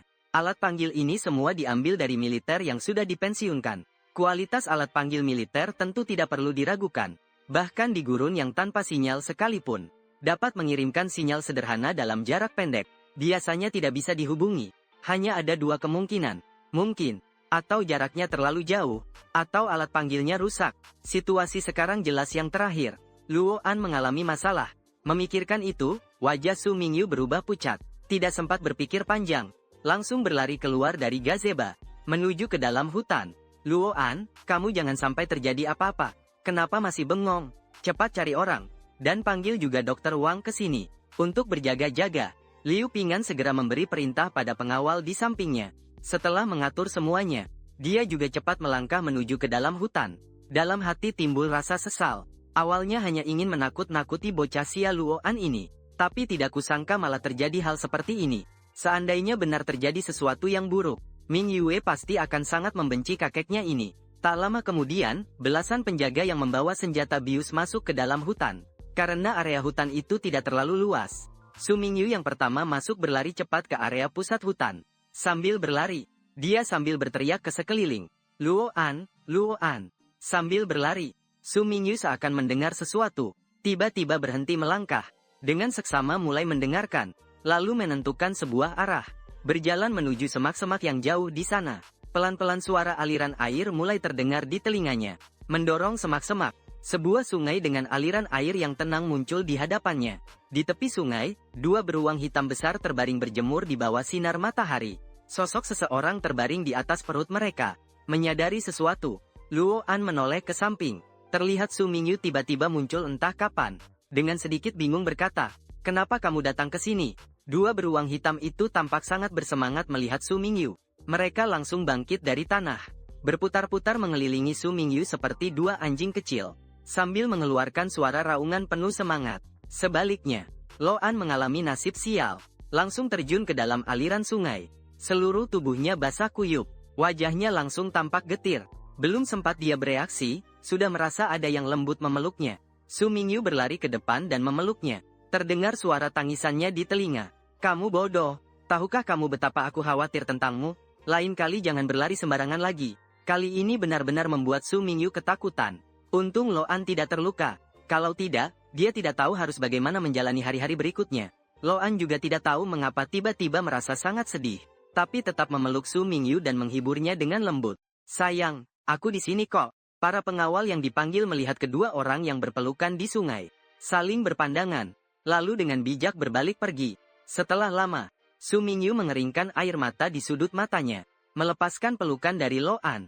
Suara bertanya dengan tegas, "Kenapa alat panggilanmu rusak? Jujur ya." Mendengar itu, Lo An mengangkat bahu dengan pasrah, mengacungkan tangan ke arah tumpukan suku cadang di pinggir sungai, mengerutkan bibir berkata, "Pasti diinjak dua orang bodoh itu sampai rusak, deh. Aku berpikir untuk memperbaiki sebentar, tapi akhirnya malah jadi sekumpulan suku cadang yang rusak total. Tidak bisa disatukan kembali." Dua orang itu keluar ke daratan. Su Mingyu menatap dua beruang hitam dengan wajah suram, memerintahkan dengan tegas, "Beruang besar dan beruang dua, datang ke sini. Bersikap baik dan berlutut dengan benar." Luo An mendengar nama itu. Wajahnya terlihat agak aneh. Apa mungkin kedua makhluk itu berasal dari Bukit Beruang? Setelah Su Mingyu selesai berbicara, kedua beruang hitam itu seperti anak nakal yang tahu kesalahan, langsung berlutut dengan patuh. Mereka bahkan berkedip dengan ekspresi manusiawi. Tampak sangat menyedihkan, sangat merasa dirugikan. Su Mingyu kemudian menatap Luo An kembali, memeriksa dengan seksama sekali lagi. Barulah berkata, "Dua bodoh ini tidak sembarangan dekat dengan orang asing. Sepertinya karena bajumu beraroma milikku, makanya mereka dekat denganmu." Beruang besar dan beruang dua adalah teman bermain Su Mingyu waktu kecil. Jadi kedua beruang itu sangat sensitif terhadap aroma miliknya. "Kalian harus tetap di sini dengan baik. Nanti aku akan mengurus kalian lagi. Setelah memperingatkan kedua jantan itu, Su Mingyu membawa Luo An yang basah kuyup keluar dari hutan. Dalam waktu beberapa menit berhasil keluar dari hutan beruang. Mendapat kabar, Liu Pingan melihat Luo An keluar, menyandarkan kepala ke samping. Bisa dibilang anak muda ini beruntung.